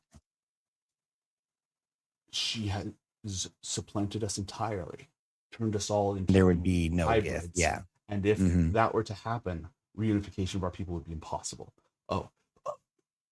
Your friend here is very well educated. Vlaakith has been creating dragon Githyanki hybrids. Okay. Duth Kagith. Who are the dragons loyal to? the Blacketh. The scepter. Vrax speaks up again. The scepter of Ephelamon. Which Blacketh holds. Correct. So why was that And scepter in my notes? Why did we bring it up? The last major note I have from the last time we played is Scepter of Ephemelon. Balthamius would have brought it up. Yes. Gith, after freeing her people from the Illithids, Gith and Blacketh the First entered a portal to hell. Blacketh emerged with the Scepter of Ephemelon, a sign of a pact between Gith and Tiamat, in which the Red Dragons would ally with Gith, with the Gith Yankee, and in exchange, Gith would stay in hell forever. The reason that Gith Yankee have dragon riders and all that stuff is because of this pact symbolized by this artifact, which, if you didn't already know, Vrax will tell you, is not only a sign of a pact, it has the power to compel and command red dragons, forcing their obedience. And I'm assuming Tiamat doesn't like this. Tiamat was supposedly the originator of the deal in the first place. Mm-hmm. But what? But now she's after Blacketh, right? Or she's not happy with. Nobody in the party has said anything about Tiamat being against Blacketh, and you would know that, so you don't have to have mentioned that to either of these Gith right now. Oh yeah, I don't think I'd be talking to Tiamat them. only came up because John mentioned that he might use Yeah. that as an avenue. But Yeah, but I'm more I guess I'm asking as a player. Yeah. Tiamat wants to be. Tiamat is trapped in hell. Tiamat does not want to be trapped in hell. Tiamat made a warlock pact with John when he lost all of his magic. That makes it so he, in order to fulfill the pact, he has to help her escape from hell. John just found out about a divine spark. That's a lot of power. He was toying with the idea of dangling that over her head as a way of saying, hey, this could get you out of hell. I don't know where else that thought was going, but I think that's as far as I track. It'll take time. Yeah. I mean, we're mostly, I mean, does John think he's going to be able to turn Tiamat against Blacketh? Probably not. Does John think that he'd be able to tease some information about the nature of their deal? Probably. Here's the Okay. thing. For some reason, I erroneously extrapolated that they were like. Oh no, they're I wouldn't say they're bosom friends, but they're definitely like at least on decent terms as far as I know. They have an arrangement. What were you about to say, Matt? Well, so here's the thing. Unless the lore is vastly different than what is listed in the sacred text, it probably isn't. The Gith Yankee and the Gith's right. The Gith in general, like now they are split apart, but in general, when the Gith Yankee are waiting for the return of Gith, and obviously, it's not known specifically what happened to the original Gith when she remained in hell, but it's supposed to be that Blacketh fucked her. is yeah. But it's supposed to be that Vlaakith is in control of the Gith until the return, kind of like how we had on Penumbra with Aram, until the prophesied return of the one true Gith. She's the steward of Gondor. Yeah, exactly. Blacketh Vlaakith is a straight up steward, and so technically, if Gith was to return, then she would supplant Vlaakith, even this new Lich Queen version, Vlaakith. And the Gith would rise up to follow her. So technically, being able to form one of the reasons why, again, this is out of character, why Orpheus is such a big deal is because if he returns and supplants all of the lies that Vlaakith is spewing and the rumors and stuff among the Gith Yankee, it could be terrible for her image and for her ability to hold on to power. And so, if John was able to find out about the true nature of what happened with Gith and Vlaakith the First and the original deal that was made, I'm sure that the Gith Yankee would be horrified to learn that Gith didn't give up her ability to continue leading her people, and instead was tricked by Vlaakith, and some kind of horrible deal was made, and it turns out that their queens, their line of queens that were supposed to be blood related to Gith and were supposed to be upholding her glorious holy crusade are actually supplantants and traitors, then yeah, that would not hold well for hundreds of thousands of Giths following this, this being. I will also specifically say, just in case it's not remembered, that I Uh-huh. have in game Mm-hmm, mentioned the War of the Comet and Prince Orpheus. That is character. It is Yeah. at least a tidbit of character knowledge. Yeah. But are we at that point in lore where it's like, yeah, there was an heir of the comet, but they're dead now, We are, well, where we are in the lore, Matt, is where Descent into Avernus is, which is before the events of Baldur's Gate 3. Yeah, that's what I mean. Okay. Yeah. So as far as we know, there was an heir to Gith, but he died in the battle of the comets. Correct. He was killed by Kithrak Voss. Yeah, Kithrak Voss, exactly. You would have discovered that. You would have learned that during all of your research. I know we're over. I'm having a lot of fun. I know we're over time. We can go ahead. I can go ahead and let everybody go. I'm just vibing. I know. I was also just thinking, like, we were able to convince the precursor Gith that I was their deity. I wonder. That was a much smaller operation. But you mentioned that she's really, really persuasive, and she can look really, really, really You will close. notice I did not say no. I just said it's a much smaller. I used to tell people no, like when they said, "Hey," in a Star Wars game, "Hey, can we have a Star Destroyer?" I told them no. I don't do that anymore. Now I just say, "What would it take? How would you actually get one?" And can you do that? I feel like Aram was version 1. It's like, look, we told that backwater group of junk monkeys that this was a god, and now we want to take one of the most militaristic and sophisticated, fervent, radicalized followers of a warlike culture and convince them that this actor in clothes is a god. Like, That we can was totally just practice, and technically we did it to two different That's true. True. two different And groups of John, people. you've done this shit like John's twice also at pretended least. to be a god a couple times. Yeah, exactly. So I mean, and you only disintegrated people one of those times. Exactly. I mean, if you pretend you're a god and you can disintegrate people and no one can tell you otherwise, I mean, how are you not a god? You know what I mean? Vlad Like, literally does that in Baldur's Gate 3. Exactly. Go ahead.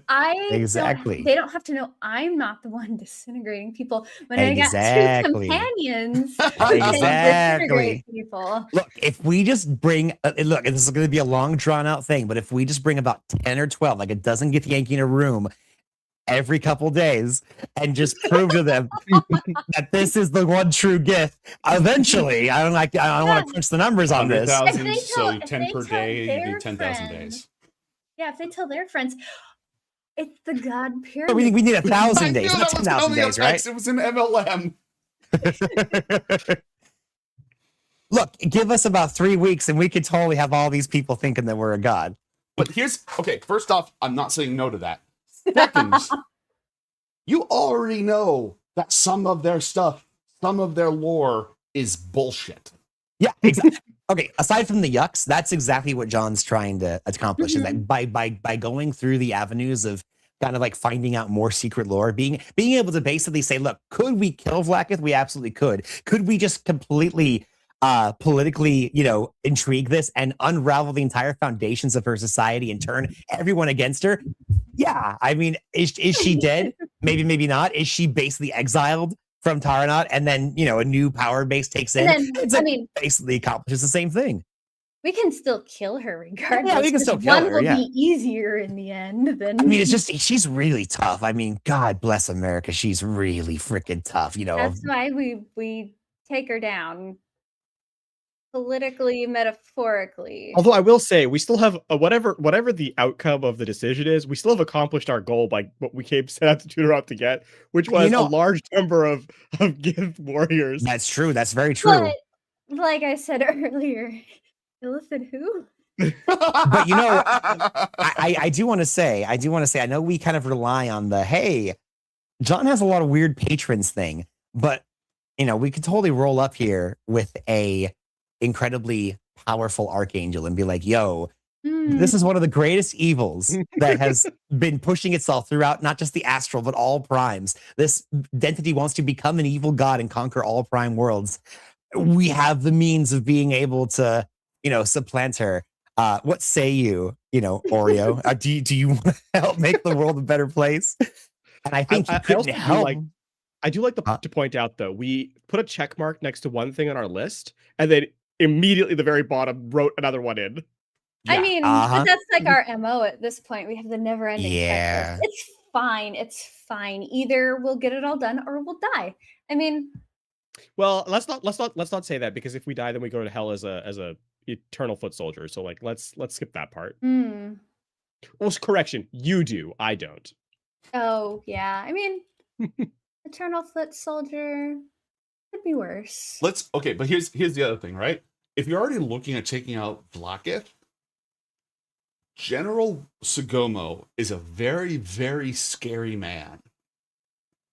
He's not the Lich Queen of the Githyanki. Yeah. Mm-hmm. All right, I think we've added enough to the checklist for Yeah, tonight. So I'm going to go ahead and let everybody go. Have a great night. I agree. We will see you all next time night, on everybody. the song that never ends. It's the end of the world.